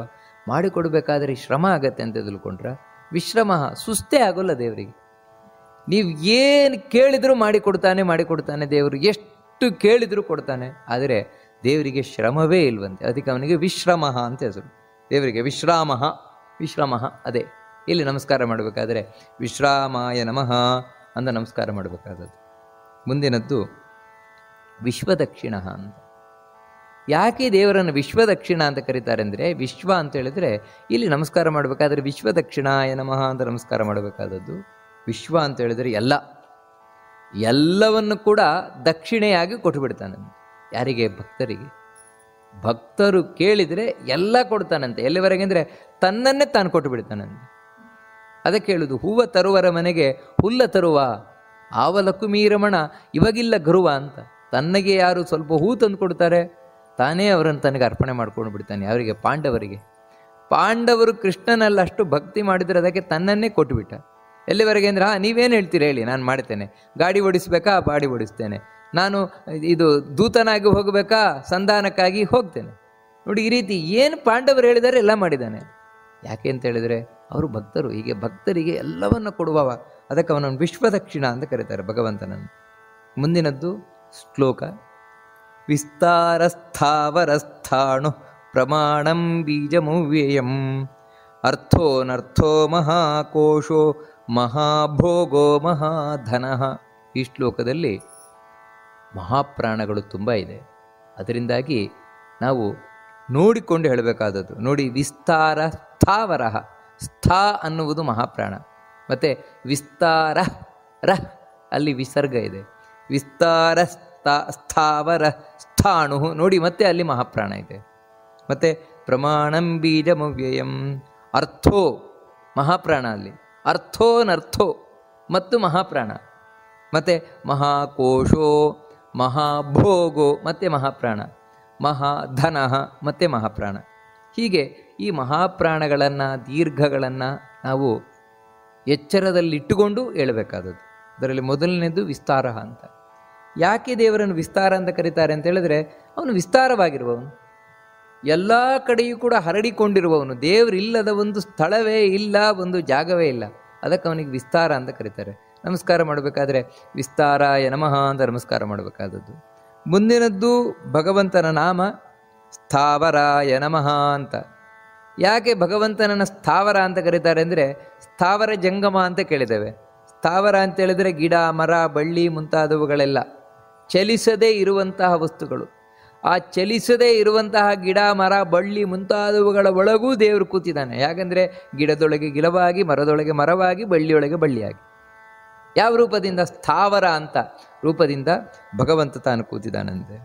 ನಂತರ ಮುಂದಿನದ್ದು ಭಗವಂತನ ನಾಮ. ಇಲ್ಲಿ ನಮಸ್ಕಾರ ಮಾಡಬೇಕಾದ್ರೆ ಸ್ಥಾವರಾಯ ನಮಃ ಅಂತ ನಮಸ್ಕಾರ ಮಾಡಬೇಕಾದದ್ದು. ಮುಂದಿನದ್ದು ಸ್ಥಾಣು ಅಂತ ನಮಸ್ಕಾರ ಮಾಡಬೇಕಾದ್ರೆ ಸ್ಥಾಣವೇ ನಮಃ ಅಂತ ದೇವರಿಗೆ ನಮಸ್ಕಾರ ಮಾಡಬೇಕಾದದ್ದು. ಯಾಕೆ ದೇವರನ್ನು ಸ್ಥಾಣು ಅಂತ ಕರೀತಾರೆ ಅಂದರೆ, ಸ್ಥಾಣು ಅಂದರೆ ಕಂಬ, ಕಂಬದ ಹಾಗೆ ಇರುವವನು. ಅಥವಾ ಈ ಕಂಬ, ಕಲ್ಲು ಮುಂತಾದ ಯಾವುದೇ ಜಡ ಪದಾರ್ಥಗಳಿದೆ, ಈ ಜಡದೊಳಗೂ ದೇವರು ಕೂತಿದ್ದಾನೆ. ಯಾಕಂದರೆ ಆ ಕಂಬವಾಗಿರಬೇಕು ಅಂದರೆ ಒಳಗೆ ದೇವರು ಕೂತಿರಬೇಕು, ಅಲುಗಾಡದ ದೇವರು ಕೂತಿರಬೇಕು. ಅದಕ್ಕೆ ಅವನನ್ನು ಸ್ಥಾಣು ಅಂತ ಕರೀತಾರೆ ಭಗವಂತನನ್ನು. ಮುಂದಿನದ್ದು ಪ್ರಮಾಣಂ ಅಂತ ನಮಸ್ಕಾರ ಮಾಡಬೇಕಾದ್ರೆ ಪ್ರಮಾಣಾಯ ನಮಃ ಅಂತ ದೇವರಿಗೆ ನಮಸ್ಕಾರ ಮಾಡಬೇಕಾದದ್ದು. ಯಾಕೆ ಭಗವಂತನನ್ನು ಪ್ರಮಾಣ ಅಂತ ಕರೀತಾರೆ ಅಂತ ಹೇಳಿದರೆ, ಪ್ರಮಾಣ ಅಂತ ಹೇಳಿದರೆ ಯಾವುದು ಶ್ರೇಷ್ಠವಾದ ಜ್ಞಾನ ಇದೆ ಅದನ್ನು ಪ್ರಮಾಣ ಅಂತ ಕರೀತಾರೆ. ಆ ಶ್ರೇಷ್ಠವಾದ ಜ್ಞಾನ ಅಂತ ಅದು ಯಾಕೆ ಕರೆಸಲ್ಪಡ್ತಾ ಇದೆ ಅಂದರೆ, ಅದರೊಳಗೆ ದೇವರು ಕೂತಿದ್ದಾನೆ. ದೇವರು ಕೂತಿದ್ದರಿಂದಾಗಿ ಅದು ಪ್ರಮಾಣ ಆಯಿತು. ಮಾನ ಅತ್ಯಂತ ಶ್ರೇಷ್ಠವಾದಂತಹ ಜ್ಞಾನ ಆಯ್ತದು. ಅದಕ್ಕೆ ಭಗವಂತನಿಗೆ ಪ್ರಮಾಣ ಅಂತ ಹೆಸರು. ನಂತರ ಮುಂದಿನದ್ದು ಭಗವಂತನ ನಾಮ ಬೀಜ ಅಂತ ನಮಸ್ಕಾರ ಮಾಡಬೇಕಾದ್ರೆ ಬೀಜಾಯ ನಮಃ ಅಂತ ನಮಸ್ಕಾರ ಮಾಡಬೇಕಾದದ್ದು. ಬೀಜ ಅಂದರೆ ಮೂಲ ಕಾರಣ. ಒಂದು ಮರ ಬರಬೇಕು ಅಂದರೆ ಬೀಜ ಮುಖ್ಯ. ಹಾಗೆ ಇಡೀ ಜಗತ್ತಿಗೆ ಬೀಜದ ಹಾಗೆ ಅಭಿವ್ಯಂಜಕ ಅಂತ ಹೇಳಿದರೆ ಇದನ್ನು ತಾನು ಮುಂದೆ ಬರುವಂತೆ ಮಾಡುವವನು ಭಗವಂತ. ಮೂಲ ಕಾರಣಕರ್ತನಾಗಿರುವವನು ದೇವರು. ದೇವರು ಇಲ್ಲ ಅಂತ ಹೇಳಿದ್ರೆ ಜಗತ್ತು ಬರಲಿಕ್ಕೆ ಸಾಧ್ಯವೇ ಇಲ್ಲ. ಆ ರೀತಿ ಮಣ್ಣಿದೆ, ಚಕ್ರ ಇದೆ, ಕೋಲಿದೆ, ಎಲ್ಲ ರೆಡಿ ಇದೆ, ಕುಂಬಾರ ಒಬ್ಬ ಇಲ್ಲ. ಮಡಿಕೆ ಆಗುವುದೇ ಇಲ್ಲ. ಇವತ್ತಲ್ಲ, ಇನ್ನು 100 ವರ್ಷ ಬಿಟ್ಟರು ಕುಂಬಾರ ಬರಲಿಲ್ಲ ಅಂತ ಹೇಳಿದ್ರೆ ಮಡಿಕೆ ಆಗೋಲ್ಲ. ಯಾಕಂದರೆ ಮಣ್ಣು ತಾನೇ ಹೋಗಿ ಚಕ್ರದ ಮೇಲೆ ಕೂರೋಲ್ಲ, ತಾನೇ ಚಕ್ರ ತಿರುಗೋಲ್ಲ, ಮಡಿಕೆ ಆಕಾರಕ್ಕೆ ತಾನಾಗೆ ಬರೋಲ್ಲ. ಮತ್ತು ಕುಂಬಾರ ಬೇಕೇ ಬೇಕು. ಹಾಗೆ ಭಗವಂತ ಈ ಜಗತ್ತಿಗೆ ಕುಂಬಾರನಂತೆ ಮೂಲ ಕಾರಣನಾಗಿರುವಂಥವನು. ಅದಕ್ಕೆ ಅವನಿಗೆ ಬೀಜ ಅಂತ ಕರೀತಾರೆ. ಮುಂದೆ ಇನ್ನೊಂದು ನಾಮ ಅವ್ಯಯ ಅಂತ. ಅವ್ಯಯಾಯ ನಮಃ ಅಂತ ನಮಸ್ಕಾರ ಮಾಡಬೇಕಾದದ್ದು. ವ್ಯಯ ಅಂತ ಹೇಳಿದ್ರೆ ನಾಶ, ಲಾಸ್. ದೇವರಲ್ಲಿ ಯಾವ ಲಾಸು ಇಲ್ಲ, ಯಾವ ನಾಶವೂ ಇಲ್ಲ, ನಾಶವೇ ಇಲ್ಲದೆ ಇರುವವನು ದೇವರು. ಅದಕ್ಕೆ ಅವನಿಗೆ ಅವ್ಯಯ ಅಂತ ಕರೀತಾರೆ ಭಗವಂತನನ್ನು. ಮುಂದಿನದ್ದು ಅರ್ಥ ಅಂತ ನಮಸ್ಕಾರ ಮಾಡಬೇಕಾದ್ರೆ ಅರ್ಥಾಯ ನಮಃ ಅಂತ ನಾವು ನಮಸ್ಕಾರ ಮಾಡಬೇಕಾದದ್ದು. ಅರ್ಥ ಅಂತ ಹೇಳಿದರೆ ಬಯಸಲ್ಪಡುವವನು ಅಂತ, ಎಲ್ಲರಿಂದಲೂ ಬಯಸಲ್ಪಡುವವನು. ದೇವರನ್ನು ಬಯಸದವರೊಬ್ಬರು ಇಲ್ವೇ ಇಲ್ವಂತೆ ಜಗತ್ತಿನಲ್ಲಿ. ಇದನ್ನು ಕೃಷ್ಣನೇ ಭಗವಂತನೇ ಭಾಗವತದಲ್ಲಿ ಹೇಳ್ತಾನೆ, ಎಲ್ರಿಗೂ ನಾನೇ ಇಷ್ಟ, ಆದರೆ ಗೊತ್ತಿಲ್ಲ ಅಷ್ಟೇ ಎಲ್ರಿಗೂ ಅಂತ. ಯಾಕೆ ಅಂತ ಹೇಳಿದರೆ ಆನಂದ ಯಾರಿಗೆ ಬೇಡ, ಸುಖ ಆನಂದ ಯಾರಿಗೆ ಬೇಡ, ಎಲ್ರಿಗೂ ಬೇಕಲ್ವ. ನಮ್ಮ ಎಲ್ಲ ಪ್ರಯತ್ನವೂ ಸುಖಕ್ಕೋಸ್ಕರ, ಆನಂದಕ್ಕೋಸ್ಕರ ಅಷ್ಟೇ. ಈ ಸುಖ ಆನಂದ ಅಂತ ಹೇಳಿದ್ರೆ ಯಾರದು? ಅದೇ ದೇವರು. ಆನಂದೋ ನಂದನೋನಂದ ಮುಂದೆ ಹೇಳ್ತದೆ. ಅಂತಹ ಆನಂದವೇ ದೇವರು. ಅಂತಹ ಆನಂದ, ಸುಖ, ಸಮೃದ್ಧಿ, ನೆಮ್ಮದಿ ಯಾರಿಗೆ ಬೇಡ, ಎಲ್ರಿಗೂ ಬೇಕಲ್ವ. ಆದರೆ ಗೊತ್ತಿಲ್ಲ ಅಷ್ಟೇ. ಈ ಆನಂದವೇ ದೇವರು ಅಂತ ಹೇಳುವುದು ಕೆಲವರಿಗೆ ಮಾತ್ರ ಗೊತ್ತು, ಜ್ಞಾನಿಗಳಿಗೆ, ಉಳಿದವರಿಗೆ ಗೊತ್ತಿಲ್ಲ. ಒಟ್ಟಾರೆ ಎಲ್ಲರೂ ಗೊತ್ತಿದ್ದೋ ಗೊತ್ತಿಲ್ಲದೆಯೋ ಬಯಸುವುದು ಇವನನ್ನೇ. ಅದಕ್ಕೆ ಅವನಿಗೆ ಅರ್ಥ ಅಂತ ಹೆಸರು ಭಗವಂತನಿಗೆ. ಮುಂದಿನ ನಾಮ ಅನರ್ಥ ಅಂತ. ನಮಸ್ಕಾರ ಮಾಡಬೇಕಾದ್ರೆ ಅನರ್ಥಾಯ ನಮಃ ಅಂತ ನಮಸ್ಕಾರ ಮಾಡಬೇಕಾದದ್ದು. ಅನರ್ಥ ಅಂತ ಹೇಳಿದರೆ ನೋಡಿ, ಅರ್ಥ ಅಂತ ಹೇಳಿದರೆ ಹಿಂದೆ ನಾವು ನೋಡಿದ್ವು ಎಲ್ಲರಿಂದಲೂ ಬಯಸಲ್ಪಡುವವನು, ಪ್ರಯೋಜನವಾಗಿರುವವನು ದೇವರು. ಆದರೆ ದೇವರು ಈ ಜಗತ್ತು ಸೃಷ್ಟಿ ಮಾಡ್ತಾನೆ. ಯಾಕೋಸ್ಕರ? ದೇವರಿಗೇನ್ರಿ ಪ್ರಯೋಜನ ಇದೆ? ಇವಾಗ ಕುಂಬಾರನಾದರೂ ಮಡಿಕೆಯನ್ನು ತಯಾರು ಮಾಡ್ತಾನೆ. ಯಾಕಂತ ಹೇಳಿದರೆ ಮಾರಿದ್ರೆ ದುಡ್ಡು ಬರುತ್ತೆ ಅವನಿಗೆ, ಅವನ ಜೀವನೋಪಾಯ ನಡೀತದೆ. ಅದೇ ರೀತಿ ಇವಾಗ ಯಾರೋ ಒಬ್ಬ ಮನೆ ಕಟ್ಟಿಸ್ತಾನೆ, ಕಾಂಟ್ರಾಕ್ಟ್ರು. ಯಾಕಂದರೆ ಅದರಿಂದ ಅವನಿಗೆ ದುಡ್ಡು ಕೊಡ್ತಾರೆ, ಮನೆ ಕಟ್ಟಲಿಕ್ಕಾಗತ್ತೆ. ಈ ರೀತಿ ಇಲ್ಲಿ ಏನಾದರೂ ಒಂದು ಕೆಲಸ ಮಾಡ್ತಾರೆ ಅಂತ ಹೇಳಿದ್ರೆ ಅದರಿಂದ ಏನೋ ಒಂದು ಪ್ರಯೋಜನ ಇದ್ದೇ ಇರ್ತದೆ, ಲಾಭ ಇದ್ದೇ ಇರ್ತದೆ. ಅಲ್ಲ, ದೇವರು ಈ ಜಗತ್ತನ್ನು ಸೃಷ್ಟಿ ಮುಂತಾದವುಗಳನ್ನು ಮಾಡ್ತಾನೆ ಅಂತ ಹೇಳ್ತಾರಲ್ಲ, ಏನ್ರಿ ಲಾಭ ಇದೆ ಅವನಿಗೆ? ವಿಷ್ಣು ಸಹಸ್ರನಾಮ ಹೇಳ್ತಾನೆ, ಏನೂ ಲಾಭ ಇಲ್ಲ ದೇವರಿಗೆ ಅಂತ. ಅನರ್ಥ, ಏನೂ ಲಾಭ ಇಲ್ಲ ದೇವರಿಗೆ. ಅಲ್ಲ, ಏನು ಲಾಭ ಇಲ್ಲದೆ ಯಾಕ್ರಿ ಮಾಡ್ತಾನೆ? ಎಲ್ಲಿವರೆಗೆ ಅಂತ ಹೇಳಿದರೆ, ಒಬ್ಬ ಹುಚ್ಚ ಕುಣಿತಾ ಇದ್ದಾನೆ ಅಂತ ತಿಳ್ಕೊಳ್ಳಿ. ಕುಣಿತಾ ಇದ್ರೂ ಕೂಡ ಸುಮ್ಮನೆ ಕುಣಿತಾ ಇಲ್ಲ, ಅವನಿಗೇನೋ ಲಾಭ ಇದೆ. ಹಾಗೆ ದೇವರಿಗೇನೋ ಇರಲೇಬೇಕು ಲಾಭ. ಅಂದರೆ ಏನೂ ಇಲ್ಲ ದೇವರಿಗೆ. ಯಾಕಂತ ಹೇಳಿದರೆ ಯಾರಿಗೆ ಕಡಿಮೆ ಇದೆಯೋ ಅವನಿಗೆ ಲಾಭದ ಆಸೆ ಇದೆ ಅಷ್ಟೇ. ದೇವರು ಪೂರ್ಣನಾಗಿರುವವನು. ಪೂರ್ಣನಾದವನಿಗೆ ಏನಿದೆ? ಮತ್ತೆ ಹಾಗಿದ್ರೆ ಜಗತ್ತನ್ನು ಯಾಕ್ರಿ ಸೃಷ್ಟಿ ಮಾಡ್ತಾನೆ ದೇವರು? ನಮಗೋಸ್ಕರ ಸೃಷ್ಟಿ ಮಾಡ್ತಾನೆ. ಅಲ್ಲ, ಅವನಿಗೇನಿಲ್ವಾ? ಆ ದೇವರು ಲಾಭಕ್ಕಾಗಿ ಮಾಡುವುದಲ್ಲ, ಆನಂದಕ್ಕಾಗಿ ಮಾಡುವುದಲ್ಲ. ಮತ್ತೆ ಆನಂದ ಹೆಚ್ಚಾಗಿ ಮಾಡುವುದು, ಆನಂದ ಹೆಚ್ಚಾಗಿ ಮಾಡುವಂಥದ್ದು ಭಗವಂತ. ಅದೇ ಲೀಲೆ ಅಂತ ನಾವು ಕರೆಯುವುದು ಅದನ್ನೇ. ದೇವರು ಲೀಲೆ ಅಂತಿದೆ, ಆನಂದ ಹೆಚ್ಚಾಗಿ ಮಾಡುವುದು ಹೊರತು ಆನಂದಕ್ಕಾಗಿ ಮಾಡುವುದಲ್ಲ. ಅದಕ್ಕೆ ಯಾವ ಪ್ರಯೋಜನವೂ ಇಲ್ಲದೆ ಸೃಷ್ಟಿಯನ್ನು ಮಾಡ್ತಾನೆ ದೇವರು. ಸ್ವಂತ ಪ್ರಯೋಜನ ಇಲ್ಲ, ಮತ್ತು ನಮಗೋಸ್ಕರ. ಅದಕ್ಕೆ ಅನರ್ಥ ಅಂತ ಕರೀತಾರೆ ಭಗವಂತನನ್ನು. ನಂತರ ಮಹಾಕೋಶ ಅಂತ ಹೇಳ್ತಾರೆ ಭಗವಂತನಿಗೆ. ಯಾಕೆ ಮಹಾಕೋಶ ಅಂತ ಹೇಳಿದರೆ, ವೇದ ಜ್ಞಾನದ ಕೋಶ. ಅದು ವೇದ ಅನ್ನೋದು ಯಾವ ರೀತಿ ಅಮರಕೋಶ ಅಂತ ನೋಡ್ತೇವೆ, ಆ ರೀತಿ ವೇದ ಅನ್ನುವಂಥದ್ದು ಜ್ಞಾನದ ಕೋಶ. ವೇದದಲ್ಲಿ ಇಲ್ಲದ ಒಂದು ವಿಷಯವೇ ಇಲ್ಲ, ಜ್ಞಾನವೇ ಇಲ್ಲ ಅಂತ. ಆ ವೇದ ಏನಿದೆ, ಆ ವೇದದ ಕೋಶ ಯಾರನ್ನು ಹೇಳ್ತಾ ಇದೆ ಅಂದರೆ ಇವನನ್ನೇ, ಈ ಭಗವಂತನನ್ನೇ. ಅದಕ್ಕಾಗಿ ವಿಶೇಷವಾಗಿ ಈ ಭಗವಂತ ವೇದ ಎಂಬಂತಹ ಕೋಶವನ್ನು ತನ್ನಲ್ಲಿ ಇಟ್ಕೊಂಡಿದ್ದಾನೆ ಅಂತ ಹೇಳಿದರೆ, ವೇದದಿಂದ ತಾನೇ ಕರೆಯಲ್ಪಡ್ತಾ ಇದ್ದಾನೆ. ಅದಕ್ಕೆ ಮಹಾಕೋಶ ಅಂತ ದೇವರಿಗೆ ಹೆಸರು. ಮುಂದಿನದ್ದು ಮಹಾಭೋಗ. ಇಲ್ಲಿ ನಮಸ್ಕಾರ ಮಾಡಬೇಕಾದ್ರೆ ಹಿಂದೆ ಮಹಾಕೋಶಾಯ ನಮಃ, ಇಲ್ಲಿ ಮಹಾಭೋಗಾಯ ನಮಃ. ಭೋಗ ಅಂತ ಹೇಳಿದ್ರೆ ಆನಂದ. ದೇವರ ಆನಂದ ಎಂಥದ್ದು ಅಂದರೆ ಇನ್ನೊಂದು ಆನಂದವೇ ಇಲ್ವಂತೆ. ದೇವರು ಎಷ್ಟು ಆನಂದ ಅನುಭವಿಸ್ತಾ ಇದ್ದಾನೆ, ಅದಕ್ಕೆ ಸರಿಸಾಟಿಯಾದ ಆನಂದ ಇನ್ನೊಂದು ಇಲ್ಲವೇ ಇಲ್ವಂತೆ, ಮತ್ತಾರಿಗೂ ಇಲ್ಲವೇ ಇಲ್ವಂತೆ. ಅದಕ್ಕೋಸ್ಕರ ಅವನನ್ನು ಮಹಾಭೋಗ ಅಂತ ಕರೀತಾರೆ. ಮುಂದಿನದ್ದು ಮಹಾಧನ. ಮಹಾಧನ ಅಂತ ಹೇಳಿದರೆ ಯಾರ ಅನುಗ್ರಹದಿಂದ ಒಬ್ಬ ದರಿದ್ರನೂ ಕೂಡ ಭಾರೀ ಧನವುಳ್ಳವನಾಗ್ತಾನೋ, ಮಹಾಧನಿಕನಾಗ್ತಾನೋ, ಕುಚೇಲನ ಹಾಗೆ. ಅದಕ್ಕೆ ಭಗವಂತನನ್ನು ಮಹಾಧನ ಅಂತ ಕರೀತಾರೆ. ಅನಿರ್ಮಿಣ್ಣಸ್ಥವಿಷ್ಠೋ ಭೂರ್ಧರ್ಮಯೂಪೋ ಮಹಾಮಖಃ ನಕ್ಷತ್ರನೇಮಿರ್ನಕ್ಷತ್ರೀ ಕ್ಷಮಃ ಕ್ಷಾಮಃ ಸಮೀಹನಃ. ನೋಡಿ, ಇಲ್ಲಿ ಈ ಶ್ಲೋಕವನ್ನು ಪಠಿಸಬೇಕಾದರೆ ಮಹಾಪ್ರಾಣದ ಬಗ್ಗೆ ಬಹಳಷ್ಟು ಒತ್ತು ಕೊಡಬೇಕು. ಇಲ್ಲಿ ಅನಿರ್ವಿಣ್ಣ, ಅನಂತರ ಸ್ಥವಿಷ್ಠ. ನೋಡಿ, ಎರಡು ಮಹಾಪ್ರಾಣ ಇದೆ. ಸ್ಥವಿಷ್ಠೋ ಭೂರ್ ಧರ್ಮ, ನೋಡಿ ಎರಡುಂಟು ಮಹಾಪ್ರಾಣ. ಧರ್ಮ ಯೂಪೋ ಮಹಾಮಖಃ, ಮತ್ತೆ ಅಲ್ಲಿ ಮಹಾಪ್ರಾಣ ಉಂಟು, ಮಹಾಮಖಃ. ಇವುಗಳನ್ನೆಲ್ಲ ಬಿಡದೆ ಉಚ್ಚಾರಣೆಯನ್ನು ಮಾಡಬೇಕಾದದ್ದು. ಇಲ್ಲದೇ ಇದ್ದರೆ ಅರ್ಥಗಳು ಬೇರೆ ಆಗುವ ಸಾಧ್ಯತೆ ಉಂಟು. ನಂತರ ಎರಡನೆಯ ಸಾಲಿನಲ್ಲಿ ನಕ್ಷತ್ರನೇಮಿರ್ ನಕ್ಷತ್ರೀ ಕ್ಷಮಕ್ಷಾಮ ಸಮೀಹನ ಅಂತಲ್ಲ. ಯಾಕಂದರೆ ಸಂಸ್ಕೃತದ ವ್ಯಾಕರಣದ ಪ್ರಕಾರ ಕ್ಷಮಃ ಕ್ಷಾಮಃ ಅಂತ ಅಲ್ಲಿ, ಅಂದರೆ ಹಿಂದೆ ಕ್ಷಕಾರ ಇದ್ದಾಗ ಮುಂದಿನ ವಿಸರ್ಗವನ್ನು ಪೂರ್ಣವಾಗಿ ಉಚ್ಚಾರಣೆಯನ್ನು ಮಾಡಬೇಕು ಅಂತ. ಅದಕ್ಕೋಸ್ಕರ ಇಲ್ಲಿ ನಾವು ಪಾರಾಯಣನ ಮಾಡಬೇಕಾದ್ರೆ ನಕ್ಷತ್ರನೇಮಿರ್ ನಕ್ಷತ್ರೀ ಕ್ಷಮಃ ಕ್ಷಾಮಃ ಸಮೀಹನಃ, ಹೀಗೆ ನಾವು ಪಠನೆಯನ್ನು ಮಾಡಬೇಕಾದದ್ದು. ಇಲ್ಲಿ ಭಗವಂತನ ನಾಮ ರೂಪ ಅನಿರ್ವಿಣ್ಣ ಅಂತ ಹೇಳುವಂಥದ್ದು ಮೊದಲನೇದು. ಅನಿರ್ವಿಣ್ಣ ಅಂತ ಹೇಳಿದ್ರೆ ನೋಡಿ, ತುಂಬ ಚಂದವಾದ ಅರ್ಥ. ನಿರ್ವಿಣ್ಣ ಅಂತ ಹೇಳಿದರೆ ತುಂಬ ಬೇಸರ ಆಗೋದು, ಬೇಜಾರಾಗೋದು, ಸುಸ್ತಾಗೋದು. ಅನಿರ್ವಿಣ್ಣ ಅಂದರೆ ದೇವರಿಗೆ ಬೇಜಾರಾಗೋದು ಅಂತ ಇಲ್ವೇ ಇಲ್ವಂತೆ, ಬೇಸರ ಆಗೋದು ಅಂತ ಇಲ್ವೇ ಇಲ್ವಂತೆ. ಯಾವುದರ ಬಗ್ಗೆಯೂ ಕೂಡ ಅಷ್ಟೇ, ಯಾರ ಬಗ್ಗೆಯೂ ಕೂಡ ಅಷ್ಟೇ.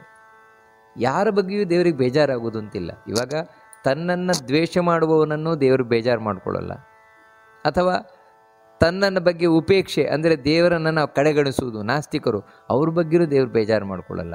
ಯಾರ ಬಗ್ಗೆಯೂ ದೇವರು ಬೇಜಾರು ಮಾಡ್ಕೊಳ್ಳೋದು, ಅವನು ಬೇಜಾರು ಅನ್ನೋದೇ ಇಲ್ಲ ಅವನಿಗೆ. ಯಾಕಂದರೆ ಬೇಜಾರು ಅನ್ನೋದೊಂದು ದೋಷ, ಆ ದೋಷ ಇಲ್ಲ ದೇವರಲ್ಲಿ. ಹಾಗಿದ್ರೆ ದೇವರ ನಂಬದವರನ್ನು ಅನುಗ್ರಹ ಮಾಡ್ತಾನಾಗಿದ್ರೆ ನಾಸ್ತಿಕರನ್ನು ಇಲ್ಲ ಅನುಗ್ರಹ ಮಾಡ್ತಾನೆ ಅಂತ ಹೇಳ್ತಾ ಇರುವುದಲ್ಲ. ಮತ್ತೇನು ಅಂದರೆ ಬೇಜಾರು ಮಾಡ್ಕೊಳ್ಳೋದಿಲ್ಲ ಅಂತ ಹೇಳ್ತಾ ಇರುವುದಷ್ಟೇ.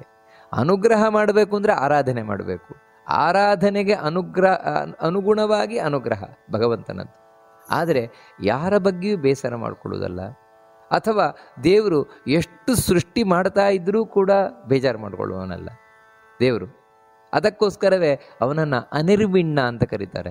ಇಲ್ಲಿ ನಮಸ್ಕಾರ ಮಾಡಬೇಕಾದ್ರೆ ಅನಿರ್ವಿಣ್ಣಾಯ ನಮಃ ಅಂತ ನಮಸ್ಕಾರವನ್ನು ಮಾಡಬೇಕಾದದ್ದು. ಮುಂದಿನದ್ದು ಸ್ಥವಿಷ್ಠ ಅಂತ, ದೇವರದ್ದು ನಾಮ ಹಾಗೂ ರೂಪ. ಇದು ಬರೀ ಹೆಸರು ಮಾತ್ರ ಅಲ್ಲ, 1000 ನಾಮ ಮಾತ್ರ ಅಲ್ಲ, ನಾವು ಈಗಾಗಲೇ ನೋಡಿದಾಗೆ 1000 ರೂಪಗಳು ದೇವರದ್ದು. ಅದರಲ್ಲಿ ಒಂದು ಸ್ಥವಿಷ್ಠ ಅಂತ. ಇಲ್ಲಿ ನಮಸ್ಕಾರ ಮಾಡಬೇಕಾದ್ರೆ ಸ್ಥವಿಷ್ಠಾಯ ನಮಃ ಅಂತ ನಮಸ್ಕಾರ ಮಾಡಬೇಕು.